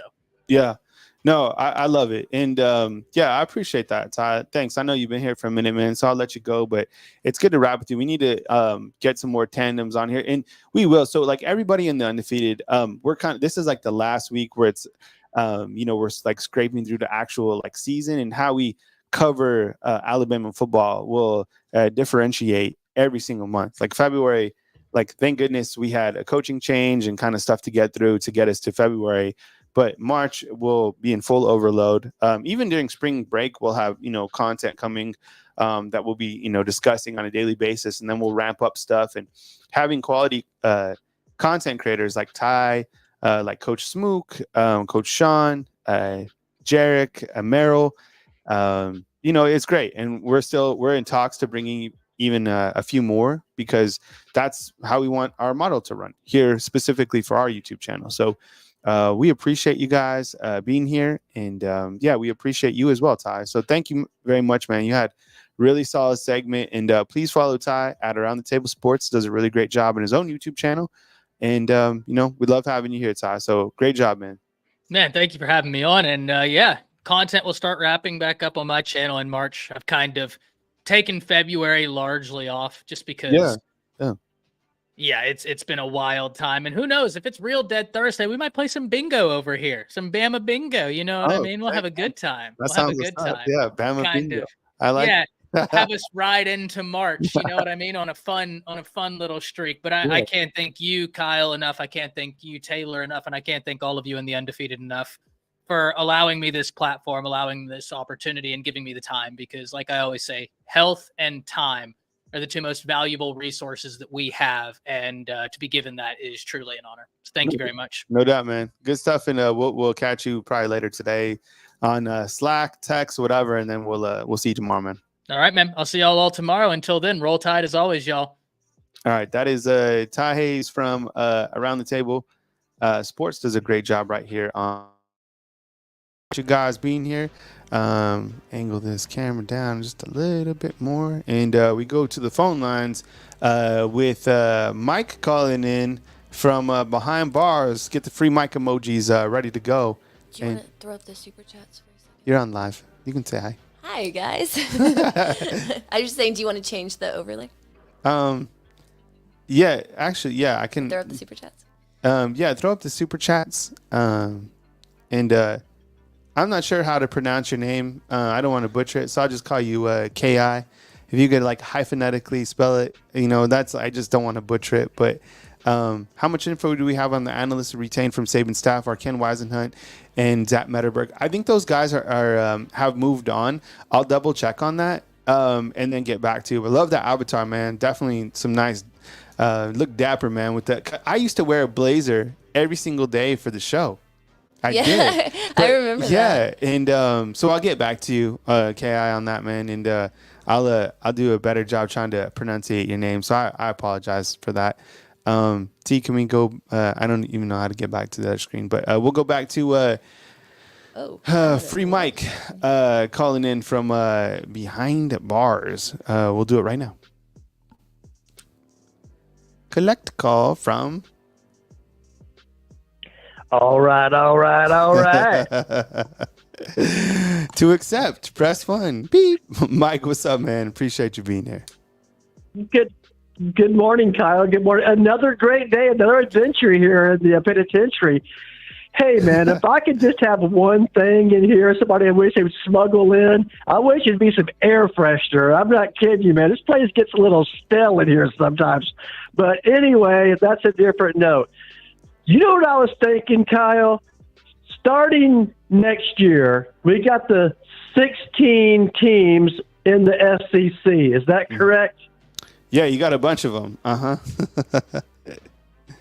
Well, this is going to be like, excuse me, this is going to be survival of the fittest, man. Because you look at these teams, now we're not going to have a championship. Yeah, we are going to have a championship game. But this is going to be survival of the fittest, dude, because 16 teams to include Georgia, Alabama, Tennessee, LSU, Texas, Oklahoma, Ole Miss, Missouri, Texas A&M, Florida. The list goes on. Vanderbilt, powerhouse there. This is going to be the new Survivor, man. So this is just going to be just a new era in college football, and I'm really excited about it. But Kyle. On that note, talk about one of them teams. I won't keep you forever, man. Talk about one of them teams. LSU, right? We know that LSU is 2 years into Brian Kelly. He's been there for 2 years now. Brian Kelly has had success. The first year that he backdoored into the SEC championship game they beat Alabama. Remember, Miracle Play beat Alabama. Backdoored to the SEC championship game, and they've had some success since he's been there. But now, only 2 years into it, LSU is already at a crossroads, in my opinion. Because, first of all, they don't have Jaylen Daniels no more. And let's be honest, Jaylen Daniels was a Heisman Trophy winning, I think he was Heisman Trophy winner, quarterback. That really helps you have success. So he doesn't have any more. Now he's got Nussmeier or whatever. So so LSU is either at a crossroads to where they're either going to just to maintain being a 10-win program, being a 9 and 10-win program like they've been, or they're going to try to break through and be an elite program, because I really don't think LSU's on the level that Georgia, Alabama, and Texas has been. Although Texas still got, see if they can maintain as well. But anyway, only 2 years into it, man, Brian Kelly is either get it, do it, or get off the pot. And from this point, they got to try to find success or not. That's just my opinion on that, Kyle. But it's going to be a great, great year. And one other thing before I let you go. Now that the coaching staff is assembled and we have time to rack my head around it, because that takes me a while, Kyle, because I'm not the brightest person in the room. I'll be honest with you, man. But it's now I've learned a lot about consequences and decisions. There's a lot of time to ponder, man. So I'll ponder Alabama football a lot, right? And other things, of course. But it's just the coaching staff is assembled, right? Well, I can tell you everything about almost every coach in the SEC except our coaches. I mean, these guys are so new. It's kind of funny. I tell you everything you want to know about Jimbo Fisher, about Knucklehead Lane Kiffin, about the guy down there in Florida, about Dabo, about the Liberty guy. What's his name? Hugh Freeze with his speed dial, call girls on speed dial. I can tell you anything about them, but I can't tell you hardly much about our coaching staff. But now that we have it, I'm kind of wrap my head around a little bit. But the only question mark that I really have, I feel good about it, Kyle, feeling good about it, is like the offensive coordinator, Nick Sheridan. Now I know he's had success in Indiana, but I just don't know enough about the guy. I just don't know him much about. I mean, I could tell you who DeBoer was. I knew his name. That's about the only thing I tell you about the guy. So my own coaching staff is what I know least about in the entire SEC. But with that being said, I'm looking forward to the future. The future is bright. And thanks for making me part of the show, Kyle, and keep up the good work. I'll let you go because I know I'll rant, so I'll save you some time. Keep up the good work, man, and y'all take care, dude. I appreciate it, Mike. Thank you so much for calling in, man. Thank you so much. You might not know about the coaches and the assistant coaches right now, but you're going to get plenty of access to them. So you're going to get to know the assistants for the first time. I mean, usually in the past, you were able to listen to the assistant coaches once during media day and then during the bowl game. But this year, literally, we'll be able to go to practice 3 different times. And then, this is how the player interviews will happen, is you get to basically roundtable scrum with the assistant coaches. So you're going to probably have the amount of people that cover Alabama football at the practices are probably I would say at least 125 different media members. So that means 125 cameras, right? So everybody goes around. This is how they have it. The practice ends, and I don't even think that Coach Kalen DeBoer is going to be ready for this, but you'll have a swarm of 50 to 60 people around one person with cameras and microphones. And that's how the interviews will be with the assistant coaches. So you'll get a chance to know them really well after the season. Oh, yeah. Yeah, Marquita. So what will happen is everybody will be behind this gate at Alabama practice, and then they just let you open. And there's 3 different Alabama SIDs, and they'll tell you where you can go. And they'll probably be 125 people, maybe more, that are covering the team. Yeah, inside the office or inside out on the practice fields. At least 100 for sure. It's wild. I mean, this is the biggest brand in college football. Honestly, no other brand exists. No other brand in college football is higher than Alabama football. Think about it. Even with all the Michigan literally just won a championship and people are still talking about Alabama. Who did Alabama hire? They hired Nick Saban, right? ESPN, there's nothing that drives college football more than Alabama football. Nothing. Doesn't matter. All these teams, nothing else matters in the space. So we take our next call right here from Angel, calling from Pigeon Forge. Hey, what's up, Angel? What's going on, Carl? I appreciate you being here, man. What's up? Thanks for being here. Good morning to you. Thank you. Anyway, Florida fans, just don't expect anything because Bill Napier ain't gonna get it done, and they should just fire him already because he ain't no good. I'm sorry, I have to tell the truth. I mean, Bill Napier, man, he's had 3 years to do this, and he hasn't proved nothing at all except beat Utah once. but I think he's done after this season before the Texas game.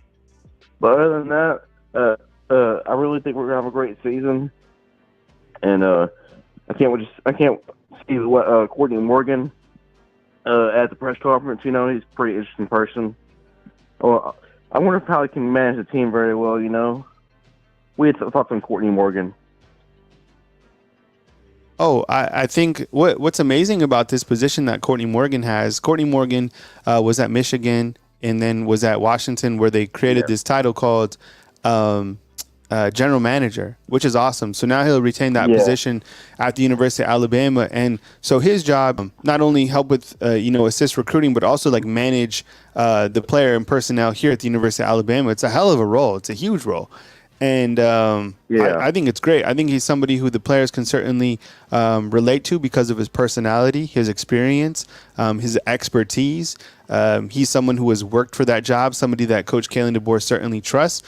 And I think the players are going to gravitate towards him. And I think that he's going to add a lot to the Alabama brand overall to continue to have that brand at an ultra high level and to keep Alabama still in the mix for the highest prospects going forward. I mean, I think that sometimes people are like, okay, it's a new coaching staff. They're not going to get the same type of caliber athlete. No. Like they're still, like I just said, if they can figure out like this NIL deal and there's some rules and parameters, Alabama's always going to still like get the best players.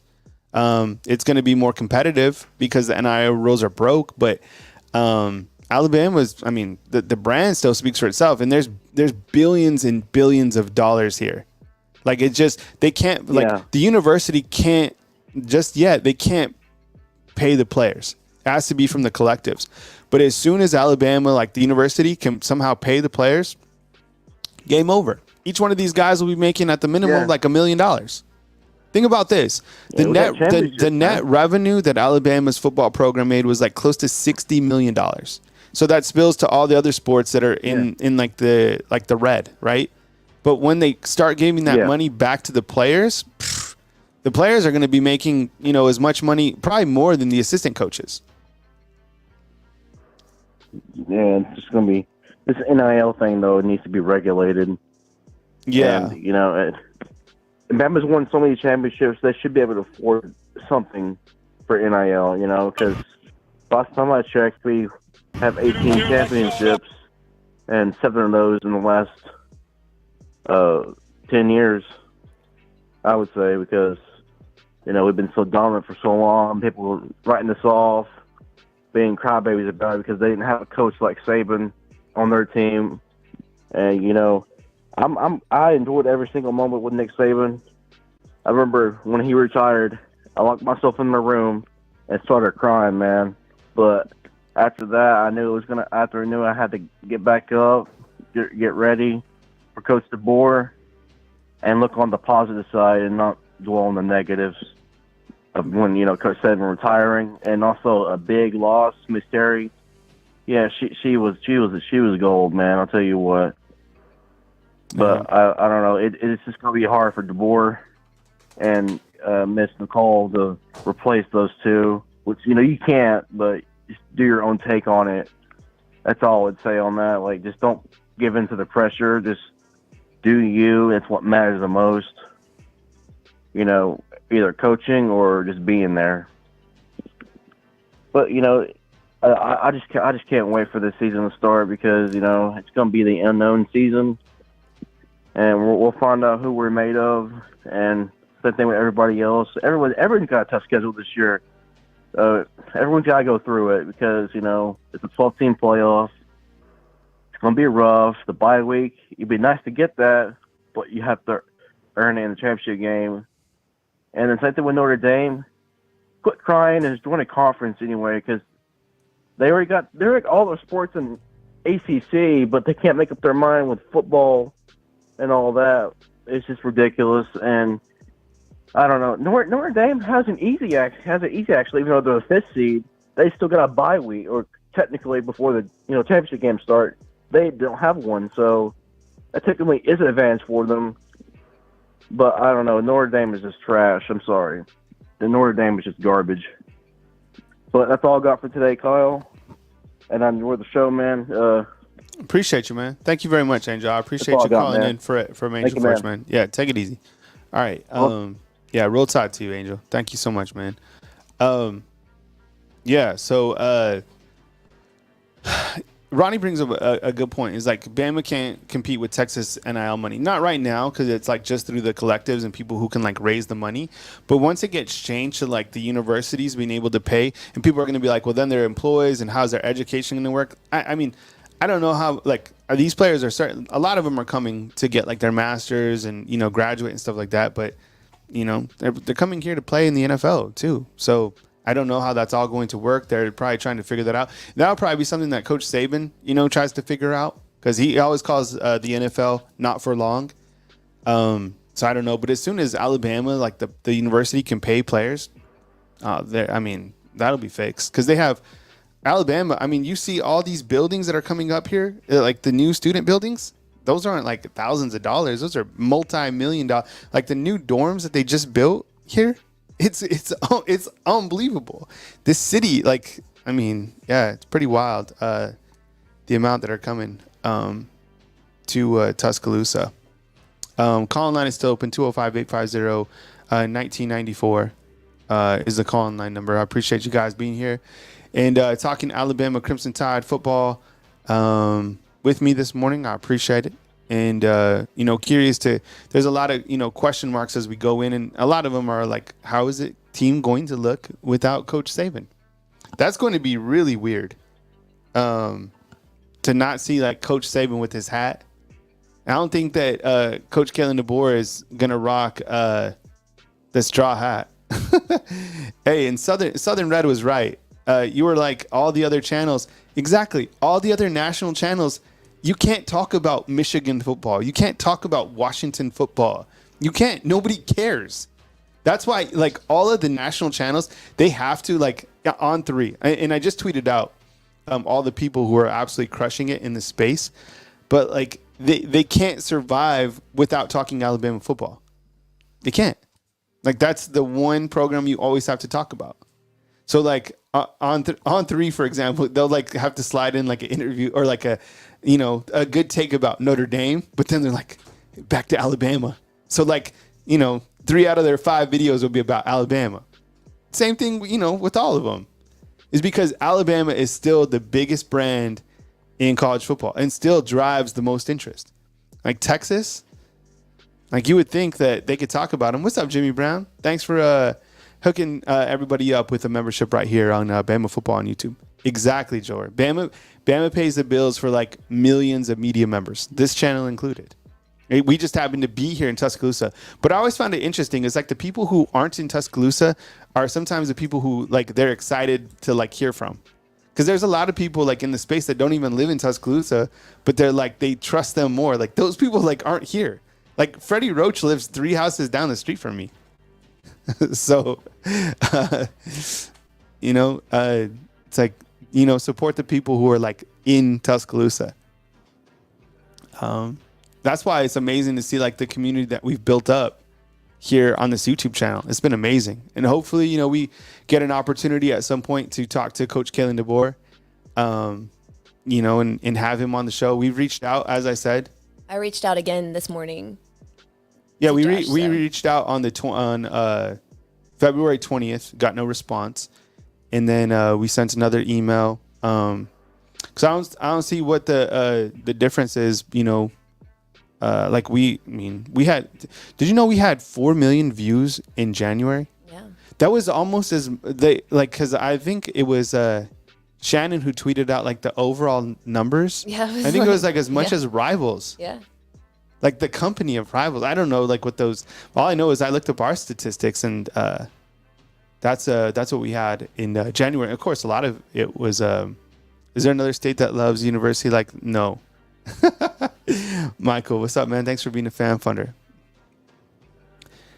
And it would be interesting, like, to have like a business to be able to like, because think about it, like, you have to also, if you're like a state company, you have to cover Auburn too. And like they just like don't get me wrong, like there's some websites that do a really good job covering Auburn. It's just not the same as Alabama football. I can't even imagine being an Auburn fan and having to turn on ESPN every day, and it's just Alabama everything. Just wait to see what's going to happen under Coach Jaylen DeBoer, because it's new interest. So, and guess who's talking about Alabama football? Everyone. Coach Saban. Yeah. Coach Saban is going to be like, oh man, because Auburn just thought they're like, or all of college football thought, oh, we're done hearing about Alabama football. Yeah. But now, in our guest host for the NFL Combine is Coach Saban. You're like, damn it, that's I mean, it's amazing. We got some super chats coming in.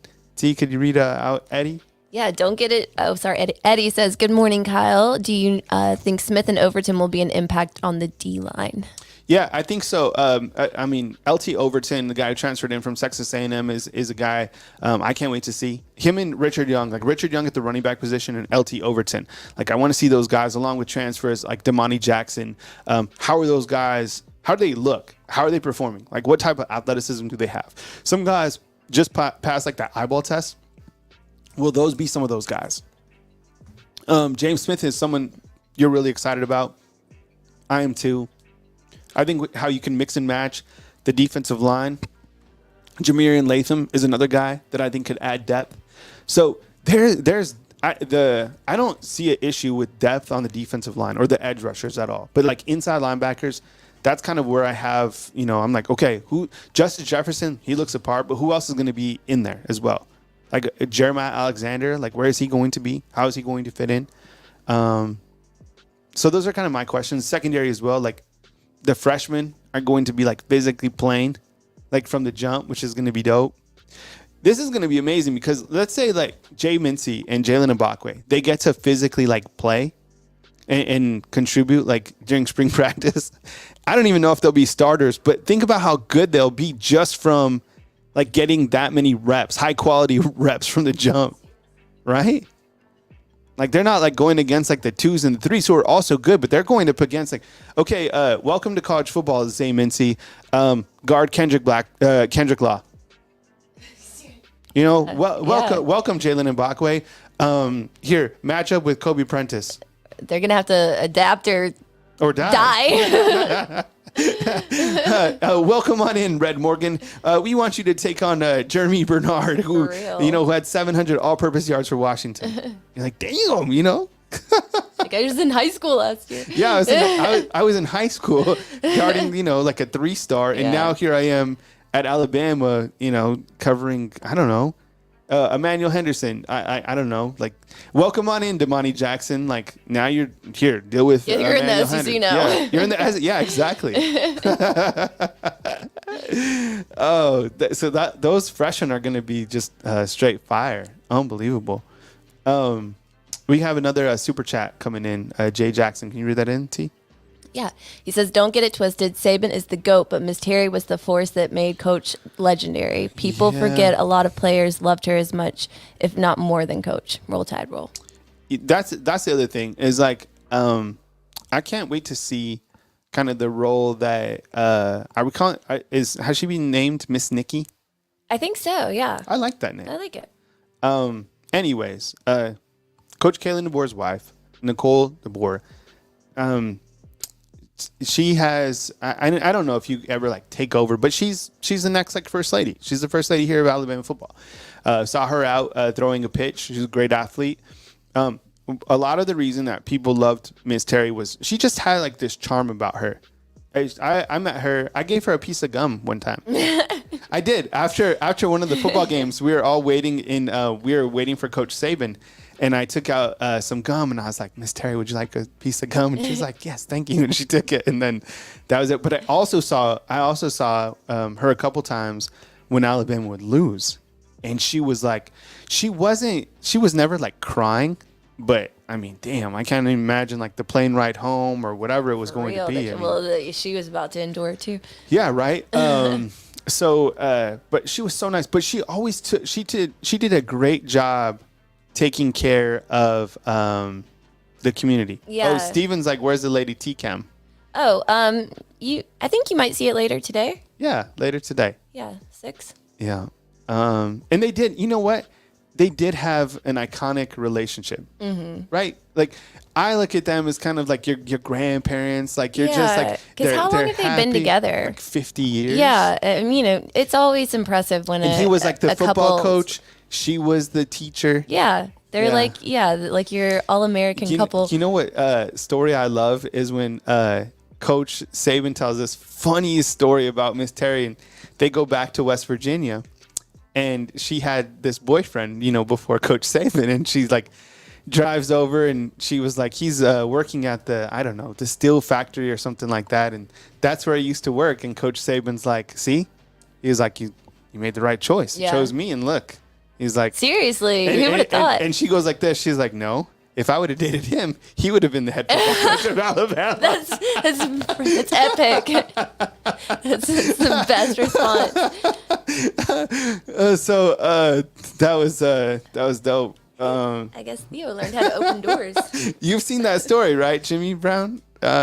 He was like, see, ate it. Yeah, no, he would have been the coach.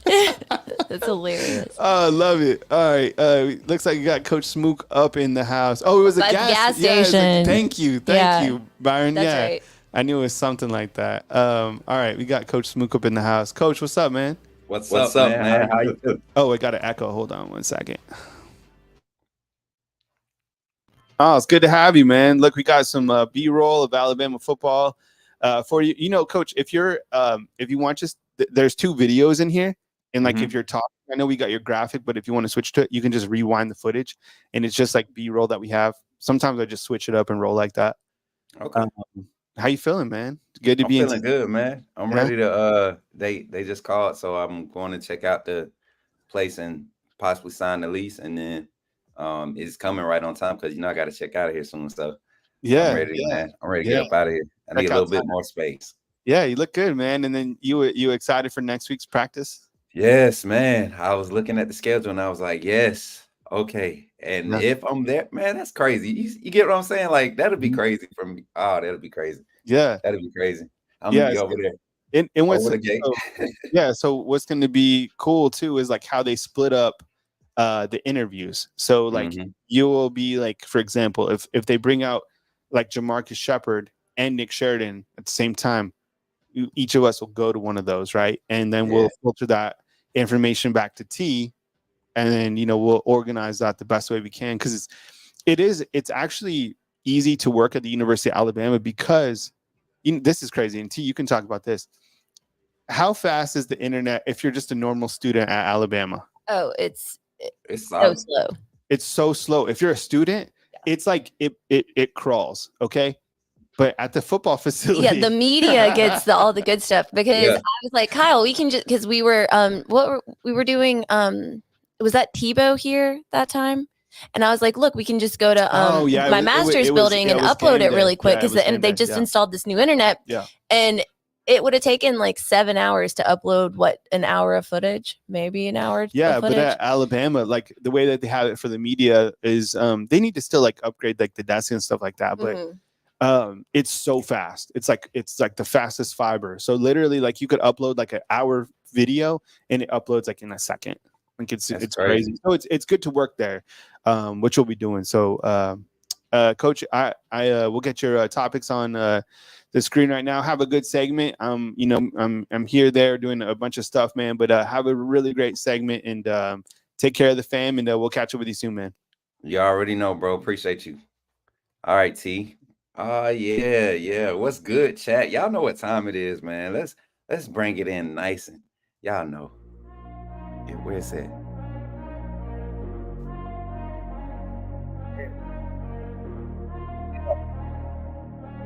Did this since we've been in T-Town. Stand up one time. Let's go. Come on. Yo, my voice is just coming back from the game the other night, man. I've been struggling, y'all. You look, we had a Elia Nye had me yelling. Jessica Timmons had me yelling. Doggone, what's her name? Essence Cody. Oh man, I'm talking about, that's a big 3 right there. What's good, everybody? Shout out to everybody in the chat. Cynthia in the chat.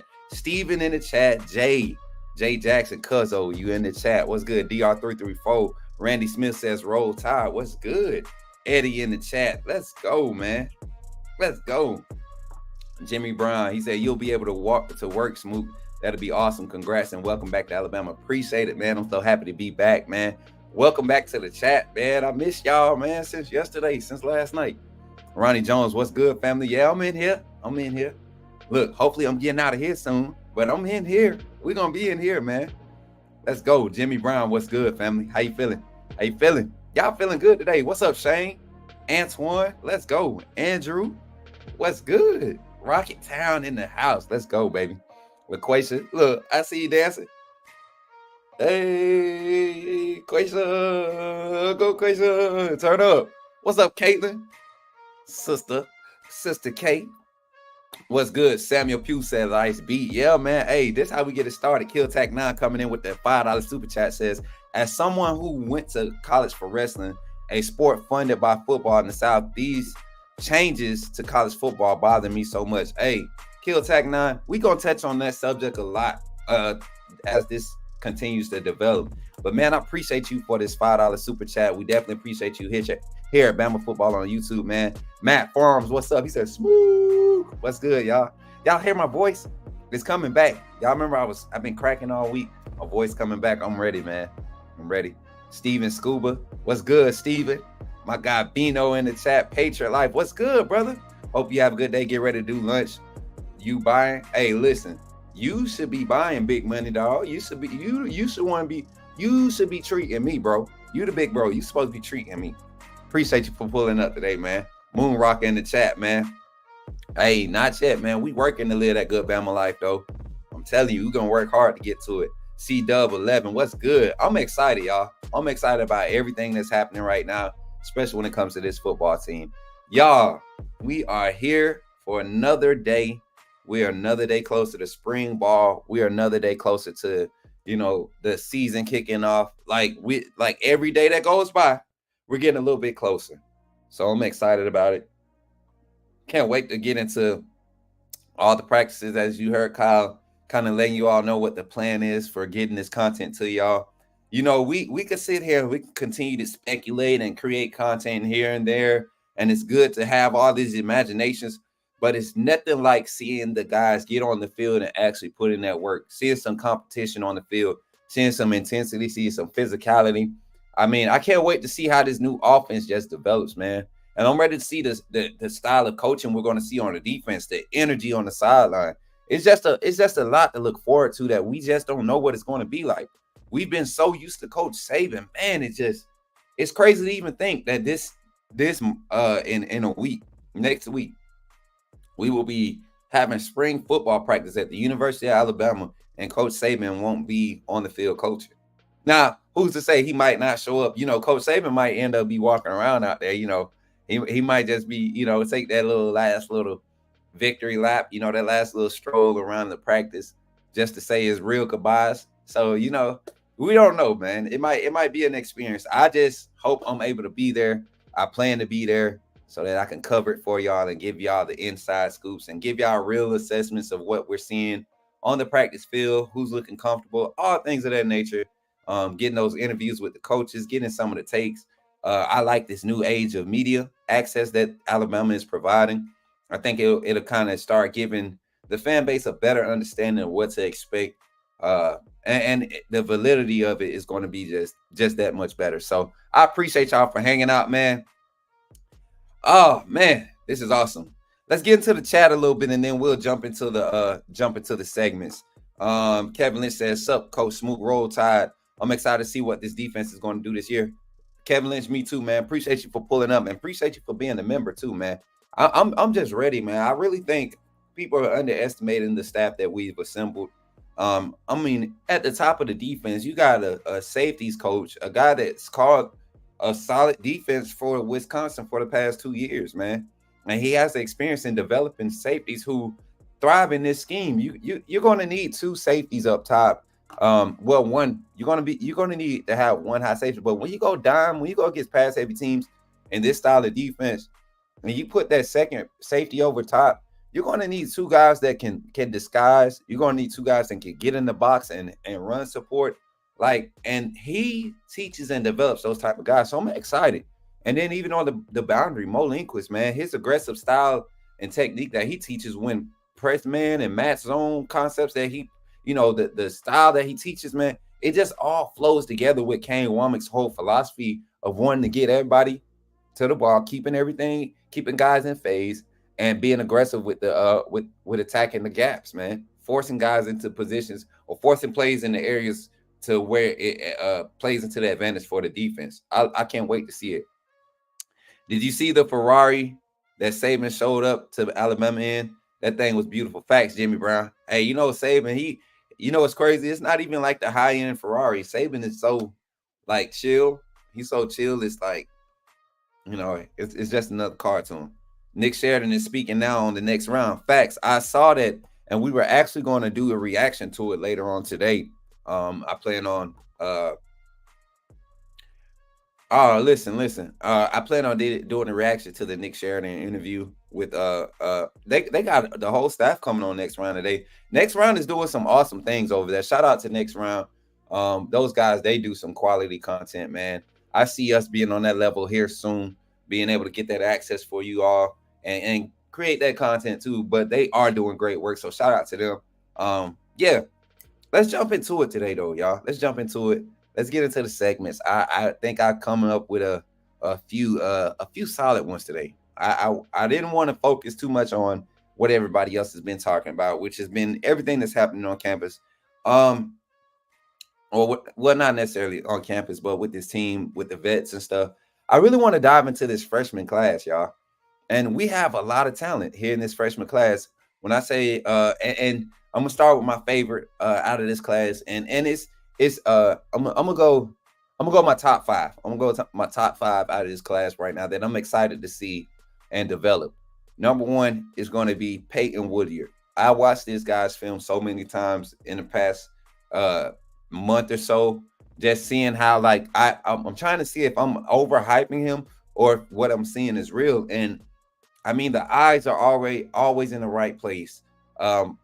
I mean, even the game, I forget who they played against on ESPN, but that game, man, his eyes are always in the right place. He's always in the mix, with whether it's run or pass. It seems like he can really cut the field in half. And you look at this scheme, man, you got a rangy guy like Peyton Woodyard. I think he's probably like a 4.47, 4.46 guy. I mean, that's solid speed to have over top when you're saying you want a guy being able to cover range, 20-yard side to side range when the ball is in the air in a matter of 2 to 3 seconds, like or 2 seconds. Like that's the type of range you want in a guy. He has the size, he has the build. Then you slide down the level. You look at the second level at the linebacker position. I'm looking at Noah Carter and Quentin QB Reese, man. I'm excited to see those guys. Sterling Dixon is one that I think is going to get a lot of early opportunities. He's just, I mean, at the inside linebacker position, I think he's probably the most experienced for this type of scheme.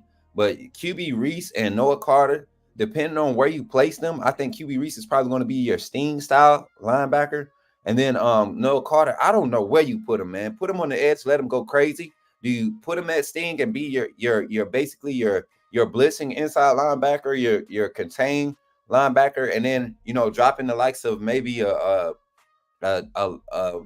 mean, in that class, dropping the likes of a J.O. back or what's the other young man named, the other linebacker? Let me pull this graphic up because we just talented at that level. So I'm excited about those two, QB Reese, Noah Carter. And then also in the defensive front, man, I really believe maybe not this year, but next year, I really believe that Isaiah Fega will be one of those guys that just come out of nowhere as a wrecking ball, kind of like Tim Keenan. Tim Keenan, he was highly regarded coming out of Birmingham when he came to Bama, but he wasn't making a lot of noise because of the veterans that was in front of him. And I think right now that's what's going to happen with Isaiah Fega, but he's going to be a key piece to watch during the spring because he will make some noise. And I'm telling you, I'm excited about this young man. He's going to be a wrecking ball. And then go to the boundary. You all know we got 3 5-stars out there in Zay Mincy, Xavier Brown, and Jaylen Mbakwe. I think of the 3, you probably see the two that are more day one ready because of their technique and they're just being sound at the position. Xavier Brown and Zay Mincy. To me, you get the same type of corner with both of those guys. I think Xavier Brown maybe could be more so of your ISO guy that you'd be excited about, especially developing in the future. But Jaylen Mbakwe is a guy that you throw out there on the field right now, and speed kills, athleticism kills. He's not going to find himself in a lot of bad positions because he's athletic enough to stay in phase. I think with just a half a season of a development, we might see a late surge, kind of like what we got from Kool-Aid his freshman year from Jaylen Mbakwe. I mean, the kid's probably going to put on 15 pounds before the fall. A lot of those kids, I mean, Xavier Brown looked like he's beefing up already, and he's only been there for a month, a little over a month, or less than a month, I think. And Zay Mincy also. So shout out to David Ballou and that strength and conditioning program, and also that nutrition program. What's good? What's good? What y'all saying in the chat? Let me jump in the chat. I had a store manager when I used to work at Walmart that was worth millions. He drove an old standard cab pickup. He and Saban are definitely cut from the same called good down to earth guys. Facts. I hear thunder reminded me of Thunderstruck. Some about to get struck. These freshmen are fired. Hey, I'm telling you, Caitlin. The thing is with these freshmen, is like if you threw them out there this year as true freshmen, yes, they would have some growing pains, but we would see so many spots where it was like, man, I can't wait till he figures it out. I can't wait. And the good thing about this team is you got a good balance of veterans and true freshmen and young guys who haven't seen the field that much. You got a good balance of that all across your roster. We didn't have to overhaul and go to the portal to get veteran leadership on the defensive side, nor did we have to do that on the offensive side. And then you bring in a whole new scheme on both sides of the ball. It puts sort of everybody is put at the same playing level, starting point for learning and grasping these concepts on both sides of the ball and fighting for playing time. So I like how it's set up. It breeds the perfect breed of competition, right? John, love it. Appreciate you for pulling up. You think Keely going to eat? I really do. And honestly, I really don't know why the rumors about Keely might be leaving are starting to come up. But I really want this guy, if he could buy into what this defense will cause him to do at the Wolf or at the Bandit position, I think he will be, if he could just take his time and develop into it, because they're not going to not play him. He might not be, playing 70, 80% of those reps at that position, but when we go against big teams, he will definitely be the edge, the speed edge on the big sets, on the big 4-2-5 sets. You'll bring another true end out there, big end, and you'll probably slide him over to the Sting, and you'll have Q-Rod probably slide up to the not to the Sting, but to the Wolf, and you'll have Q-Rod slide up to the Sting. Line up next to whichever linebacker you want to put out there. Me personally, if you got that big lineup, I'm probably gonna have maybe the likes of Jahad Campbell or Justin Jefferson out there. Especially, just their range, man. So you got a lot of options when you look at this linebacker room. Yancey Pierre, somebody that I'm ready to see get just fire off the edge, man. He's long, lengthy. He's put on a little bit more weight. I think he's up to like 240, 245. So if he's up to that 240 range, he will see some straight up blitz package. Go get the quarterback. He's so fast off the edge. Quay Russaw. That linebacker room is deep, man. Where do you play all these guys? How do you get them in a rotation? I'm excited to see how we do that. Yeah. There's a new sheriff in town. His name is Smoot, Coach Smoot. Chill out, Ruben. Ryle Sheridan has worked with Gillespie before while at Tennessee. Yeah, I think we talked about that. Not Coach Sean. It might have been Ty. It might have been Ty Hayes had brought that up a while ago. That's good to know, Jarvis. Smook, how do you feel about our special team players? Listen, Rodney. So with our special teams, I'm excited because this is we're turning the page again. So one thing I am excited about is James Burnip is back, right? James Burnip is back, one of the most efficient punters last season. In a lot of close games, he was the reason why our defense was able to maintain a few shanks here and there. Most of it was due to bad snaps or weather conditions. But James Burnham, I think, is going to have a stellar year coming up. And then I'm ready to see this kicker, Connor Tauti, ready to see him in full duty. You seen him. I think he had kickoff duties last year, and I think did he have any did he have any field goals attempts last year? I'm not sure, but he came in highly touted. So we're going to see what he's made of this year. And then you have some preferred walk-ons that came on the scene, man. I love the energy that they're bringing. I love their mindsets. They're all confident in their abilities. So returners, we got a lot of guys to choose from for specialists as far as returners. I'm looking at Kendrick Law, Jeremy Bernard. We're looking at Cole Adams, Emmanuel Henderson, Ryan Williams. Bubba Hampton might be in the mix for that. Just so much speed to go out there and choose from to go back there and return. You look at even guys in the secondary. I wouldn't be surprised if they gave Xavier Brown an opportunity to return punts. You know, that guy can. I mean, he can get up and go. Same with Damani Jackson. Damani Jackson is an athlete too, so I wouldn't be surprised. I would not be surprised. What else? Who else is? I'm excited. Special teams. I'm excited to see a lot of the defensive guys get on special teams. The young freshmen. I think you're going to see guys like Noah Carter, Jay Okoronkwo, Caleb. I think you're going to see QB Reeves. I think you're going to see a lot of those linebackers, those speed guys that are kind of undersized and can't play the every down reps yet. They're integrating these guys and developing them. I think you'll see them get opportunities on special teams. And it's going to be fun to watch special teams this year, especially like kickoff, punt team. I think kickoff return is going to be pretty exciting to watch, especially if you have like a second upline of Danny Lewis, Robbie Oots, Kendrick Law back there returning.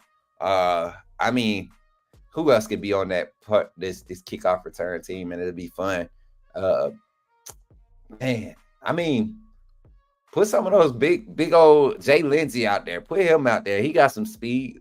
Who else? Get all those athletic outside linebackers out there to hit somebody on kickoff return. I can't wait to see the special teams. I think it's going to be fun watching this team. Moment, I don't trust Bama weather this time of year. It's 70. Yeah, you know what I'm saying, Caitlin? I woke up this morning and I said, it looked like there's some tornado weather. Heck yeah, Marvin Whitehouse. I was suffering from the smoke scoop withdrawals yesterday morning. What happened? What happened, Maddie? Smooth scoop withdrawals. Oh, because I couldn't come on yesterday? Oh, David Grant. You must have watched his high school film, man. I got to watch him live one game last year, so a year before last. So I was excited when we got Quay Russaw. Smook, do you see Caleb Downs vibes from any of those incoming freshman DBs? Peyton Woodard. I mean, maybe not at the level Caleb Downs did it at, because Caleb Downs was different. And if you talk to a lot of the DBs that came in 24 class the year after Caleb Downs, even before Downs got to Alabama, a lot of these kids were camping and, doing, crossing paths with Caleb Downs. And they'll tell you he was valid. Nobody was denying that he was him. So it's kind of hard to match that. But to say that to have the same type of production as a freshman, I think Peyton Woodyard, if any injuries happen in front of him, especially at the free safety or the Husky position, I think he's the one that's up in either one of those spots. And I think he'll thrive. I really do. I just seen a good question that I wanted to get. Kevin Lynch, he said, who do you think our number one wide receiver will be this season? This season, I think number one,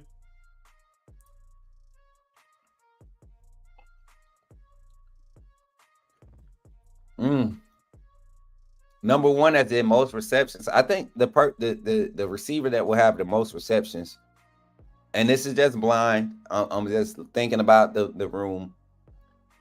I'm gonna go with Kobe Prentice. I like Kobe Prentice's ability to get separation, get open early. I think his style of route running, his strengths fit this offensive scheme and what they want to do, especially if he's slotted to play that Z position. You're going to see a lot of plays key to that side of the field, being that Jaylen Milroe is right-handed. So I'm going to say Kobe Prentice as far as the receptions. number one in receiving yards, I think it'll be the likes of possibly Jaylen Hill. I think he'll get a lot of one-on-one situations. Yo, these dogs are out here howling. Y'all hear the dogs howling? Hold on, y'all. Time out.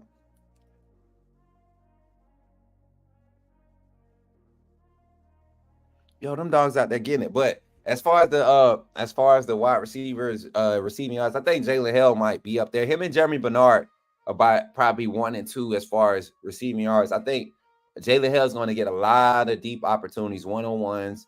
Go look at Roma Dunze from last year, man. I mean, at the sticks, that's where they played him at. Jaylen Hill has that same body type. Jeremy Bernard has the same body type. I think they're going to continue to utilize the wide receivers in that fashion. Touchdowns, number one wide receiver touchdowns. Y'all might think I'm crazy, but I think this one is going to surprise people. I think Danny Lewis might end up being like a touchdown leader. Maybe not number one, but I think one of the tight ends will end up being like the number 2 leader in touchdown. But number one, I think we're going to go with Kendrick Law. I think Kendrick Law will see a lot of the end zone because of how they're going to feed him and what they're going to scheme him up to do. He's versatile. You can jet sweep him to death. You can cross and route him. You can screen him. I mean, you can do everything with Kendrick Law. You can line him up in the backfield, wheel him out the backfield up the sideline, have one-on-one with a linebacker, get him between the linebacker and safety window up the sideline. I mean, get the ball in his hands quick underneath it, all of that. One-on-one with a linebacker or a safety, I like his chances. So that's where I look at the wide receiver room. I don't think no one wide receiver is going to dominate every category, though. I really do. Red Morgan, get him bigger. He's the one. I'm telling you, Red Morgan is going to be able to develop this year. He's going to get some weight on him. I'm telling you, that yellow boy can hit. He can hit. I want him to eat good, though. I want nephew to eat good, man. Hey, let's jump into it. No. Hey, listen, Eddie, I'm not the one to sleep on neither one of those guys. If you've been watching me for a while now, you know I'm very high on Drake Kirkpatrick. I can't wait to see at what rate he develops at, because the year that he is the starter, no matter where it's at safety, the Husky, Rover, the boundary, he can play at all those positions. Watch him develop his speed, get his twitch muscles activated, get a little bit more explosion out of his breaks. Drake Kirkpatrick Jr. might be able to lead before it's all said and done. He'll be probably top 5 as far as total interceptions in his career. The way he plays the ball, how aggressive he is on playing the ball in the air, I can see that for Drake Kirkpatrick. Y'all, let's get into it. Let's go to our next segment of the day. Let's get into our recruiting. So what I've been doing the past couple of weeks is kind of been trying to integrate just exposure for all the in-state talent, all the surrounding. We got pipeline talent that isn't on Alabama's radar on a public stance yet. I'm looking at this young man here. Here is and this is going to be a new segment that we're introducing. It's called Coach Smook's Radar. And any recruits that you think should be on Alabama's radar, you feel like Alabama should take a look at them. I want to react to that film. I want to look at them, and I feel like I have a good idea of what Alabama is looking for. So you never know what this platform can provide for these recruits, right? So let's dive into it. We have here, let me get this graphic up.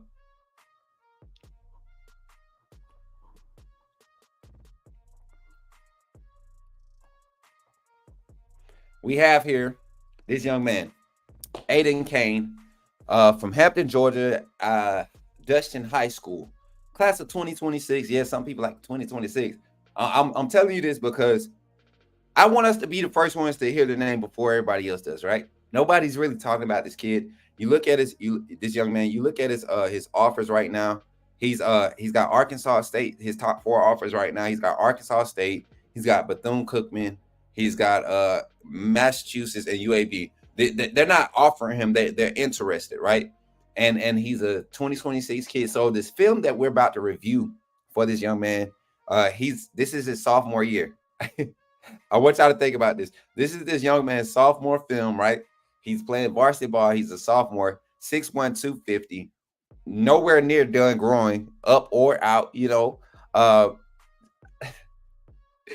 Chat, and shouts out to Aiden Kane. If Aiden and his mom Amber is in the chat, shout out to him. I told him that I will be doing this today and featuring Aiden on our Under the Radar on Coach Smook Radar's segment today. I took like a half a 30-second look in the doggone in his highlight film, and I was like, okay, when is the buzz going to start happening? And I'm ready to see it. So I can't wait for y'all to see it. Coach Mook, is Kyle, or are you going to go to the NFL Combine this year? No, Rodney. I don't know. Kyle might pick up, Kyle big money like that. He might pick up and do that, but not me. I'm just getting settled here in T-Town. Unless they just play who they offered him. Okay, hold on. Time out. Are you saying Bama offered? There go Amber Kane. Shout out to Amber Kane being in the chat. Who offered? All these teams offered him, right? If I'm not mistaken. I didn't want to misquote because you get in trouble for telling folks. If Bama offered, I want to see the tweet. Please tell me. Yes, his mom is in the chat. Y'all welcome Miss Kane in the chat. Oh, she's not Bama. She's saying the other teams on this list right here. They offered him. Okay, I understand. Whew.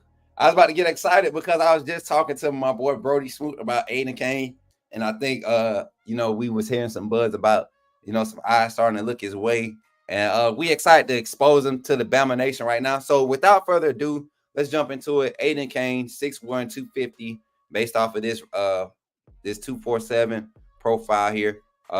Let's get into it, y'all. I'm going to start here. Let me see if I can rewind it.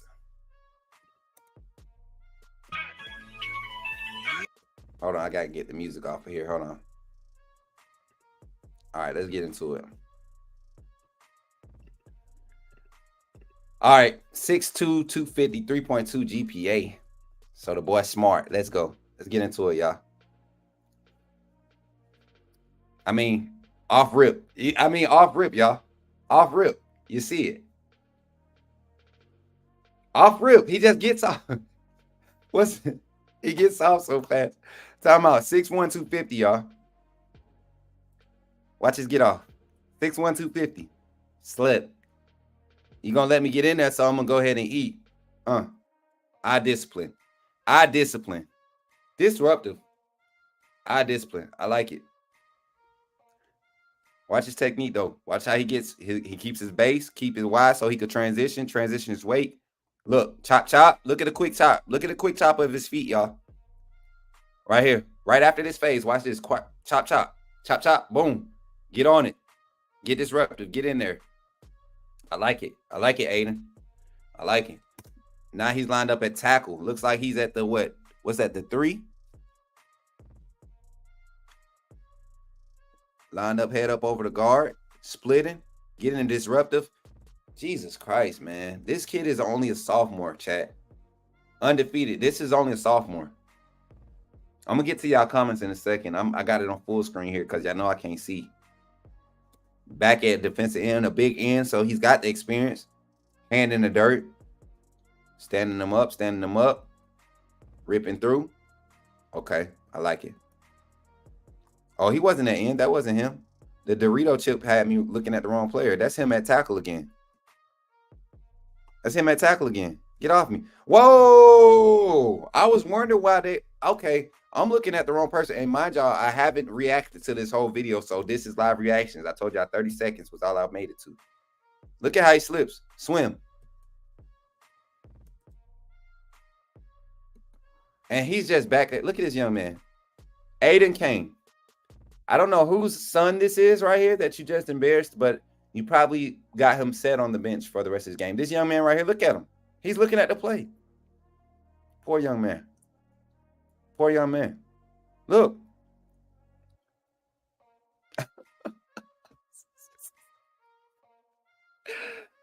Oh, Jesus. Aiden, what's your problem, man? I like this kid, man. Uh-oh, lined up at edge. Get in there, Aiden. I mean, he's not scared at all, man. He's physical. His get off is just so strong. His pad level, everything. Every time you see him breaking down, he doesn't get a unbalanced base. He's always got a nice, solid, wide base with his feet, his foot placement. You can tell he's in the lab doing footwork drills. He's working his hands a lot. I mean, the kid is crazy. Kirby's not letting us get him without a fight. Hey, you already know. What's up, Uncle Jay in the chat? Yeah, he's fast, 6'1", 250. And he's not done growing. The way he's carrying that weight at that age and that size already, like this is a young man. He can get up to 275 and still maintain that type of power. Like he could get up to 280 and maintain that type of speed and that type of power. Look at his frame, man. He's already got the frame for it. Long arms. I bet you at 6'1", he's probably already got like a 6'3", 6'4" wingspan.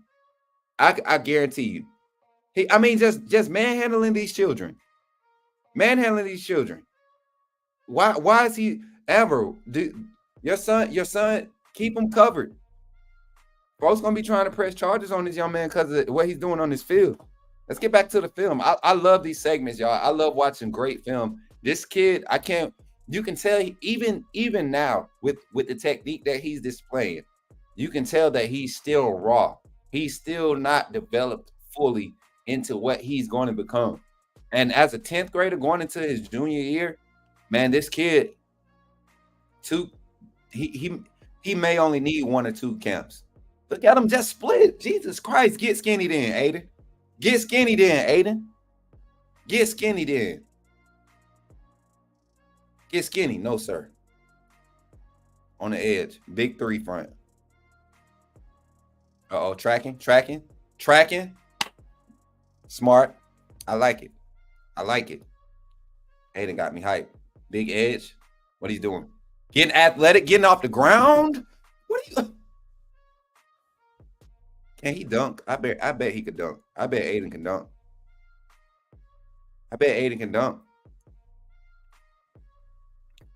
Jesus Christ, man. Will Anderson type features. Will Anderson type features. At this age, if you look at Will Anderson in the 10th grade, Will Anderson type features, not skill sets, but type features.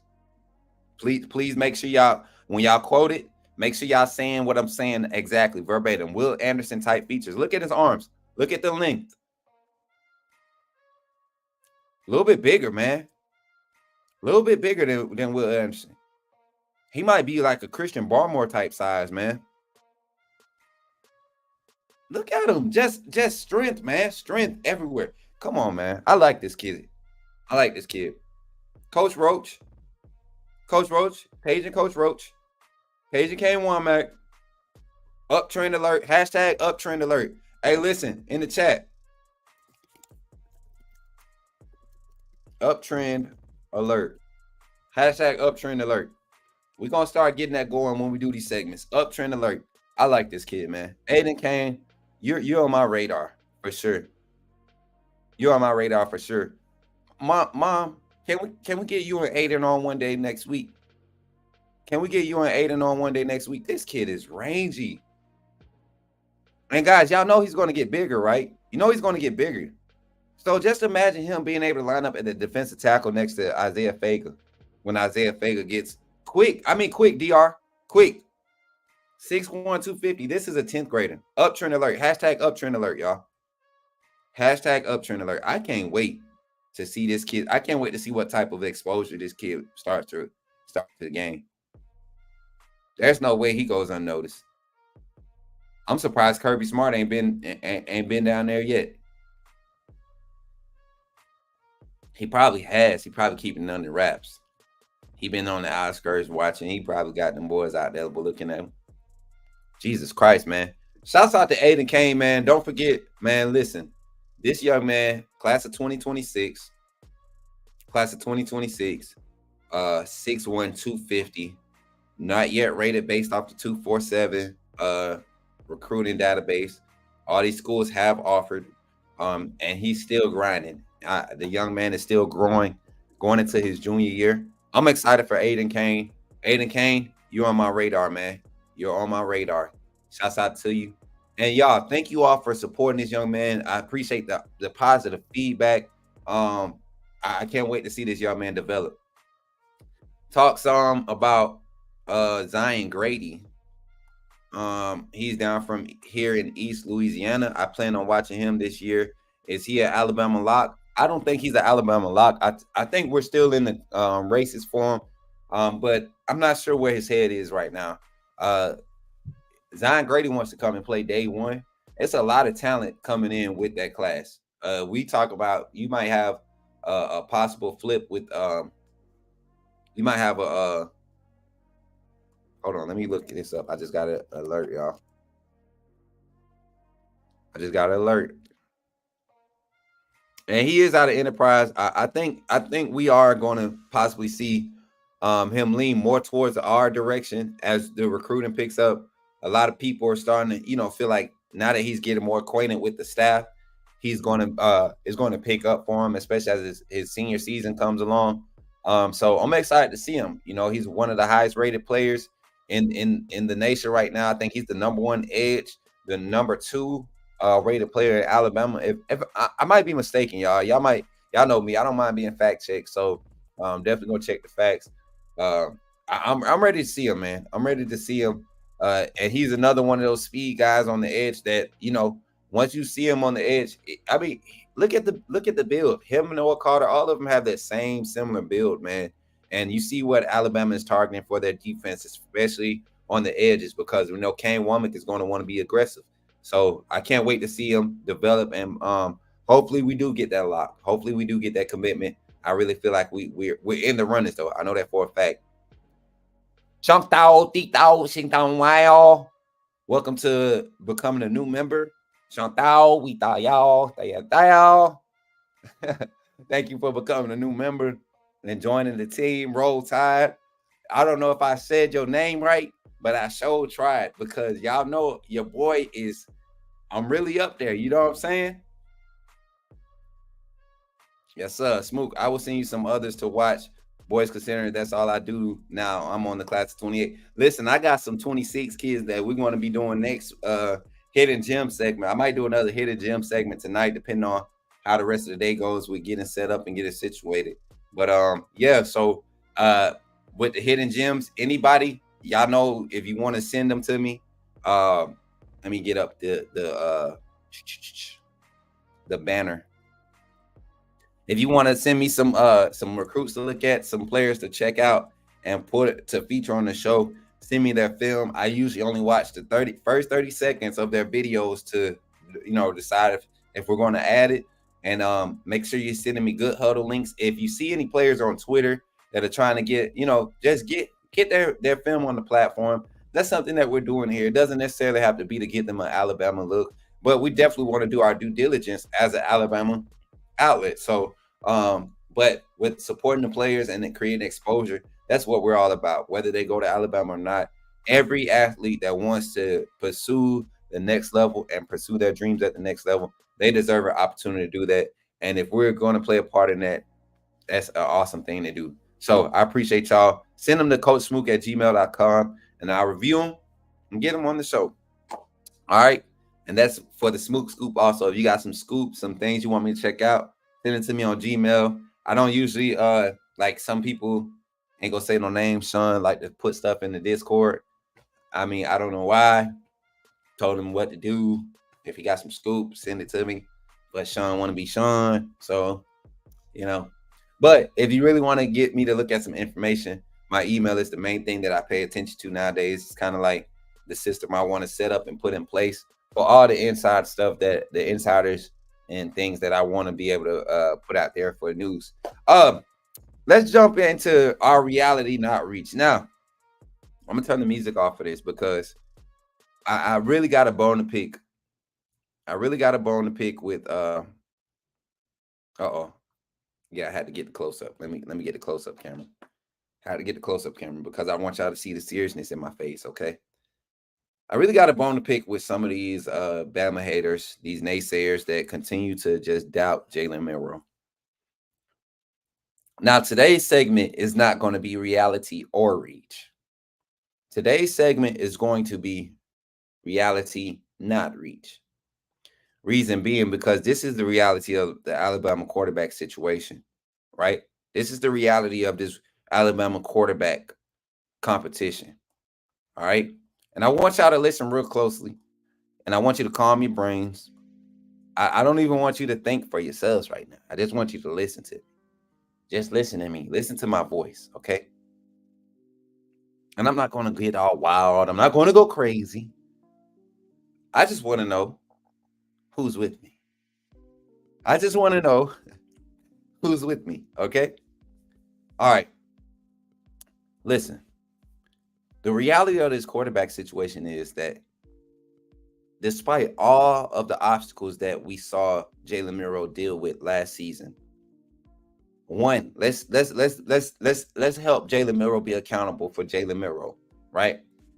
Jaylen Milroe struggled with progressing through his reads. Game 1, Game 2, Game 3, he didn't play. Game 4 came back, made a strong comeback, and we saw some improvement, right? And then we saw a little bit of regression after the bye week.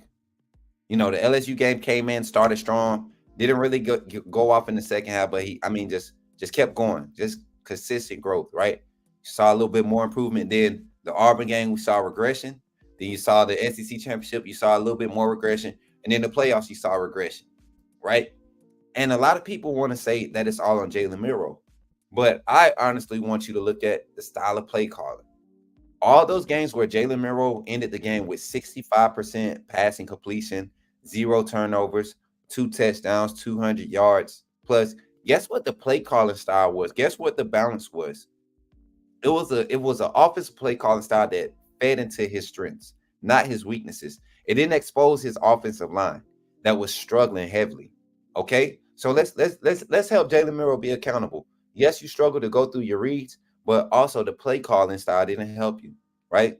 Secondly, Jaylen Milroe got too happy with his feet sometimes. Small mechanics that Jaylen Milroe can fix that I think with a quarterback coach, something that he has yet to have since he's been at the University of Alabama. He has yet to have a quarterback coach. Jaylen Milroe has never had a quarterback coach in his career, whether it was high school, whether it was at college. He's never had a quarterback coach. So now this offseason, getting into some of these specialized trainings, getting into some of these labs, going to the QB retreat, going to this academy, going to do all the small things. And you're trying to tell me that quarterbacks who've done it in the past, such as Jalen Hurts, Michael Penix as a recent, you look at Kyler Murray, went through the same type of process. All of these quarterbacks did the same thing to develop in their final year before they were going to the draft, and you saw significant change. Lamar Jackson, to be exact. I mean, all of these quarterbacks were facing the same circumstances going into that second year as a starter or opportunity to be a starter, and you saw the type of improvement. And you're trying to tell me an offense that produced probably your number one pick as your number one quarterback in the draft, with the staff that produced, that developed that quarterback, you're trying to tell me they won't be able to put their hands in the mix, in the mud, and really mold a talent like Jaylen Milroe, a guy who's proven that he can adapt to change. You saw Jaylen Milroe go out in a game against Arkansas last year. No, Texas A&M. Not this past season, the year before last. He goes out there against Texas A&M, right? And that play calling was not to his strengths. But what does Jaylen Milroe go out there and do? He goes out there, he has a 200 yards completion, 2 passing touchdowns, and a rushing touchdown, or something like that, with 2 interceptions. Mind you, he had 2 interceptions, but his first start away in College Station, he came away with the win, right? Not getting first team reps at all during this season, right? Never getting the type of practice, never getting the type of preparation that he was, should have been getting if he was going to be the backup quarterback. Fast forward to his first start, his first touchdown is off of a bad snap. A story that remained the same throughout the whole season, right? So let's be accountable for everybody else outside of Jaylen Milroe too, right? Jaylen Milroe has shown the most improvement of any quarterback we've had as of recent. And you bring in this new staff that's offensive minded, that is keen on developing offensive talent at every level. You're trying to tell me, the naysayers are trying to convince me that Jaylen Milroe will not be able to develop. If he was able to prove to the staff last season that he was the guy and he was able to hold off Ty Simpson, I can't wait to see what he's able to do with a staff that's proven that they could develop talent. And I made a tweet yesterday, chat, and I'm still not yelling. I'm still not yelling. I mean, I made a tweet yesterday. If a 17-year-old can enroll early, reclassify, enroll early, come in and get high praise from a coach because of how he was able to grasp the offense, do you not believe and have confidence in one Jaylen Milroe, who has had now is on his third offensive coordinator, right? Has played in 2 different systems already under 2 different offensive coordinators, correct? And thrived in both systems. Thrived in both systems, not just win, but thrived. Yes, there was some inconsistent spots, but you look at the first year, the wide receivers didn't understand Bill O'Brien's offense either. They did not. Bryce Young's numbers dipped his second year under Bill O'Brien. Those wide receivers were not adept to that scheme. You look at Jaylen Milroe, you throw him out there, you think if Bryce Young was struggling to make reads or the wide receivers were struggling to make reads in that offense, you don't think Jaylen Milroe was going to have the same problem? Come on, chat. And then you bring in Tommy Reese, a competent offensive coordinator, just not proven. Not at this level, not at a high rate, right? Very good understanding of the game, but had never had to call the game for a talent like Jaylen Milroe. And Jaylen Milroe, 1 game away from a national championship. Actually, if even on the play call, people keep talking about the play call against Michigan. If that's a good snap, you're walking in. Jaden Roberts had nobody to block. The guy on the edge is not tackling Jaylen Milroe. He's not crashing down and stopping Jaylen Milroe with an arm tackle. So kill the noise about Jaylen Milroe not being able to develop. He's already proven that he can develop. I think a lot of the narrative that the media is trying to shape up to act like that Kalen DeBoer and Jamarcus Shepard in their statements with Ryan Fowler are alluding to Austin Mack or Ty Simpson being the starting quarterback. I think that's nonsense. If you listen to what they're saying, they're happy the fact that they have multiple options at quarterback, that they feel like whoever can grasp it first will be able to lead this team. Austin Mack may have a head start, but this is not Washington offense anymore. This is Kalen DeBoer's offense, and he's going to scheme it around the player and the personnel that he has, right? He has a lot more talent and a lot more depth, so it might not be required for the quarterback to do as much. Who can grasp the simple things? I guarantee you Jaylen Milroe can grasp the simple things of the simple phases of this offense and thrive in it, and that be just enough to keep him as not even as a game manager. If he do the simple things, the phase ones of this offense on a consistent basis, he's going to be a Heisman candidate. So stop hating, stop doubting. Just watch it. Watch what I say. And I'm keeping receipts. Bama hater, all those guys that's on Twitter. Who else coming here talking crazy about Milroe? AJ, all those guys. I'm keeping receipts because I'm going to have it on replay. I promise you, it's going to be one of the most fire edits I ever do if I don't ever do another edit. Because I feel like Jaylen Milroe is really about to shut some people mouth. I really do. I really do. I really do. Amber Kane, shouts out to you. Appreciate you for hanging out with us today. Look, on your baby, that's a big old baby, 6'1", 250. Shouts out to you. Thank you for hanging out with us. Hopefully he enjoys it. We're going to clip it up. I plan on making a lot more shorts and reels with these segments and getting some guys some exposure. So thank you for your support. Make sure you hit that like and that subscribe on your way out, Miss Kane. If you're heading out, if you're hanging out, thank you for hanging out. We really appreciate you. Thank you for agreeing for allowing us to let your son be featured on today. We had a very brief conversation, and she's excited about her son's future, as she should be, and we're excited here at Bama too. What's good, Smook? Coach Smook, did you notice that Mother Kane? Thank you. Yeah, I just did. I did. I was doing my rant, though. I had to get that segment because we're going to clip it.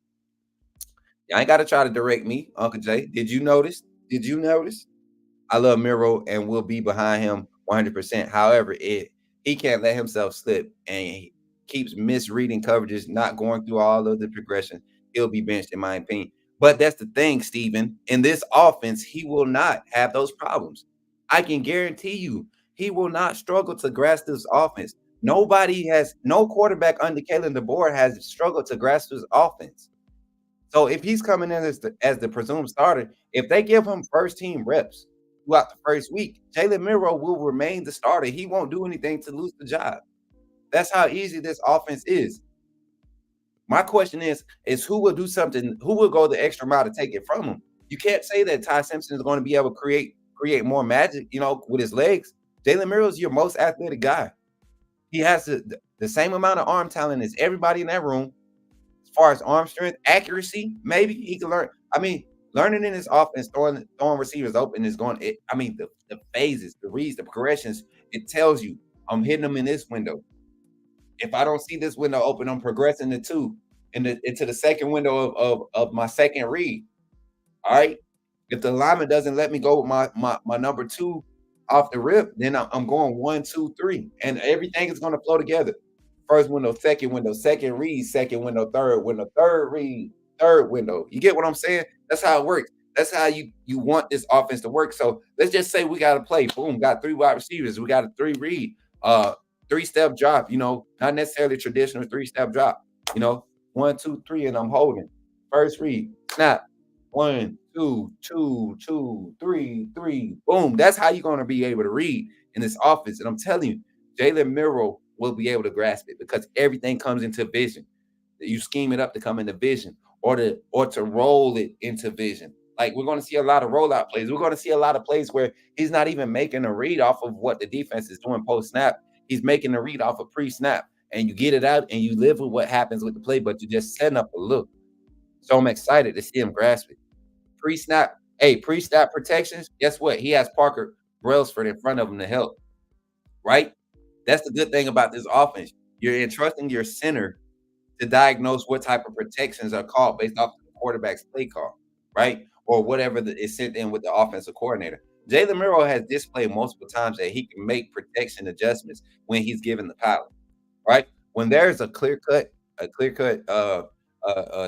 pressure being sent, I've seen multiple times where Jaylen Milroe has walked up to the offensive line and Seth McLaughlin has waved them off as if he's passing off the play call, and that's been a disastrous play. So I'm glad that we got rid of Seth McLaughlin.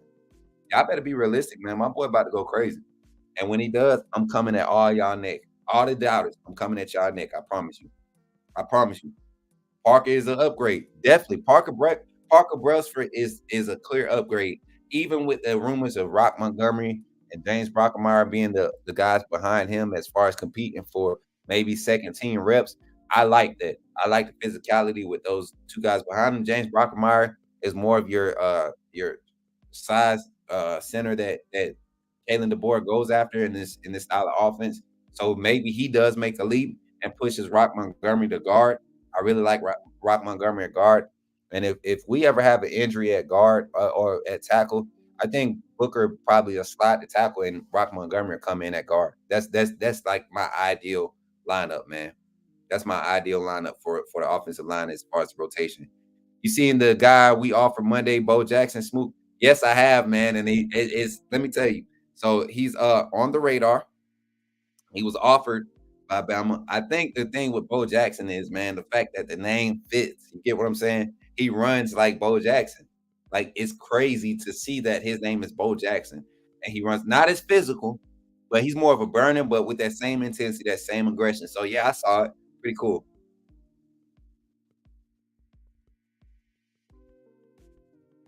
Thanks, John. And that's the thing, man. People keep saying it has to come together. I think that's with all the quarterbacks. Austin Mack didn't do anything to win the starting job over Michael Penix last year. It has to come together for Ty Simpson. Ty Simpson didn't look comfortable in the pocket a lot last year when he had opportunity. It wasn't until later in the season when he finally felt like he was confident. It was the whole team was confident at this point. You get into a certain stride as a team that there's like a certain swag and people kind of fit into their mold. They fit into their positions. And when people play their parts, to the max of their ability, that's when you have a successful team. So I'm excited about Jaylen Milroe. That's my rant. So undefeated. We're going to do this undefeated chat talk. And then I got to get out of here, y'all. Going to hopefully sign this lease. And y'all keep your boys in your prayers, man. I'm ready to get settled all the way. Ready to get a little bit more space so I could cook breakfast in the morning. Y'all know me, my fat stuff. I'm always talking about food. I'm actually going to get out of here and go get some lunch. So if y'all in T-Town, man, y'all trying to get some lunch, hit your boy up on Twitter. I'm going to be going out to eat here in the next hour or so. So, yeah, Milroe will be one of the biggest dogs on the team. Facts. Go at AJ Maverick net when Milroe go off. Listen, I don't think AJ Maverick gonna come around when Milroe go off. He never came around. See, like AJ was the one. He only came around when Milroe played okay. like when he did just enough to win. AJ never came around when Milroe went off, like when he snapped that Ole Miss game or when he went crazy against Mississippi State. He didn't come in those days. Yeah. When I signed the lease. Facts, John. Appreciate that, man. Ebony, much love, sis. How you feeling? Steven Anger. Facts, man. Hey, Caleb. But the thing is, if we miss on this kid, I think we'll get him in the portal.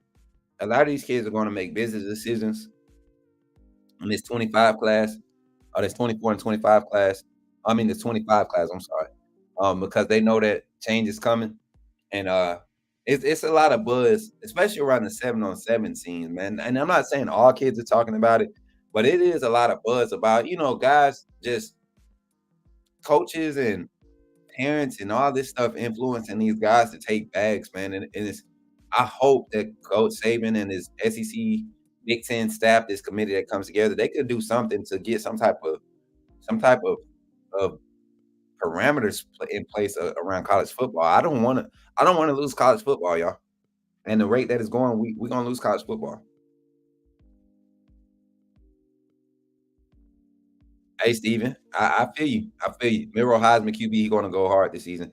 And I'm not saying this as a fan, y'all. I'm saying this because I've seen the same type of development from the likes of Jalen Hurts. If we want to be realistic, Milroe had more to work against than Jalen Hurts. Jalen Hurts had a solid run game behind him. He had a solid offensive line in front of him. He had a lot of experience at the wide receiver position. And he had an experienced offensive coordinator calling the game for him that really called plays to his strengths and hid a lot of his weaknesses. Jalen Hurts didn't have the best pocket presence. He wasn't the most accurate in the intermediate throws. He had a strong deep ball. He was very athletic with his legs. He knew how to create plays post snap, and he was a one-read quarterback. If Jalen Milroe was given the same style of offense as Jalen Hurts, we would not be doubting Jalen Milroe as much as we are right now. Jalen Milroe showed that he can progress and grow in this style of offense. He was put in extensive situations where he had to go through 3-4 read progressions and didn't have the offensive line to provide that protection consistently. So before people start to say what he can't do, look what he had to work with. That's all I'm saying. I'm excited about this defense that's going to be coming up this year, though. I'm excited about the defense. I'm excited about the running back room. We haven't talked much about the running backs. There's only so much to say when you got that much talent. Like you're just waiting for them to be unleashed. With the running backs that we have, you're waiting for a game where Justice Haynes has to get the second back carries, right? Because that Jam Miller just went off. You're waiting for the game where Richard Young comes in and has 6 carries for 106 yards because he broke 2 40-yarders in one game against the likes of let's say Western Kentucky or not even Western Kentucky because it's going to be early in the season. I'm thinking maybe against Andy or Mizzou. You know what I'm saying? South Carolina, one of those games, right? Can't wait, man.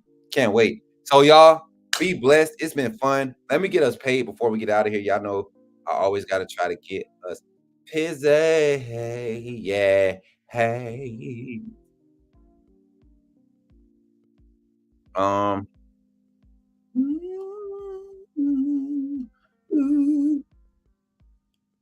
What is this?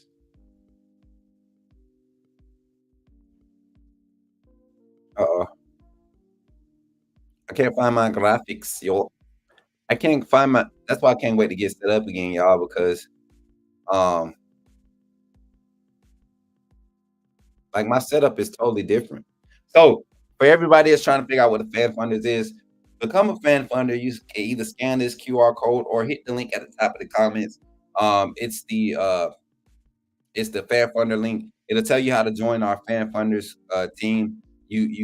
When you become a fan funder, you get access to the special emojis, right? Look at the special emojis. All my team, all of the undefeated, run up the special emojis. You get labeled as the undefeated. You become a part of the what do we want to call it? Not the cult. That's a horrible word. You become a part of the secret society, right? The undefeated. We're undefeated because any information you need, Bama football related, whether it's recruiting, history, whatever, the undefeated is going to be able to find it, and it don't take long. So yeah, shout out to the undefeated. Shout out to all the fan funders. You get access to all the exclusive videos. We got some new formats that we're putting out there, some little jazzy spots, some little shorts that we're going to be adding to the channel here soon. I've done 2 this morning. I plan on doing 1 more before I check out. So, and then also you fund the team. You help us. It's free to watch the channel, but it's not free to operate. So we're really pushing the fan funders. We ask that you all support it, continue to push everybody to continue to support so we can continue to give you all this great content, right? And like I said, everybody pays for ESPN and all these other things with all these media agendas. We're trying to bring you the real. We're trying to give you authentic. So we definitely appreciate y'all for supporting. And also, let me give us a shout out to our sponsors here today. We got the Residence Inn in Ocean City, Maryland. I love this view, y'all. Y'all know every time we talk about this, we got to talk about the view. Let me get it squared up in here a little bit better. Here we go. That look better, don't it? Yeah, baby. Yeah. So shout out to Residence Inn, Ocean City, Maryland. Guess you can book at residenceinnoc.com and use the promo code LPR for special Bama football pricing, up to 20% off on your stay. If you're ever in the area, make sure you stop by there. Tell them that Bama Football on YouTube, Coach Smoot, Kyle Henderson, Coach Jay, Coach Sean, Ty Hayes, and T. Taylor, we all sent you to stay there for the night. And don't be messing them folks stuff up, man. Y'all know y'all Bama fans get there. You watching the Bama game, you throwing drinks at the TV and stuff. Just stay chill when you at them folks' nice establishments, all right? Don't be acting up. Act like you got some sense, all right? Act like you got some home training, okay? Because that's what we do as Bama fans. So once again, y'all, it's been fun, y'all. I'm telling you, every time I come in here, it's always going to be a vibe. Y'all know I'm going to keep it live. I'm going to keep the energy coming. And with that said, I appreciate y'all for supporting. Don't forget to follow me at Coach Smook on every platform. If you haven't followed me on Twitter, Instagram, and YouTube, and also kick.com. If you haven't followed me, please go follow me. Once I get settled, the content is going to ramp up a lot. Not so much on YouTube because all my content is going to be on this channel on YouTube. So I plan on trying to get on campus this week, try to interact with the student body and get us some takes, do all that type of stuff, and just start doing the doggone thing, y'all. Can't wait to get with y'all again. See y'all tonight with the night tip. We got Coach Jay kicking it off tonight, then Coach Sean, and then myself, and that'll be the show for the day. So with that being said, y'all enjoy the rest of your day. Until we meet again, it's been fun. I'm Coach Smook, and y'all know how I like to end it. Roll Tide, baby. Let's keep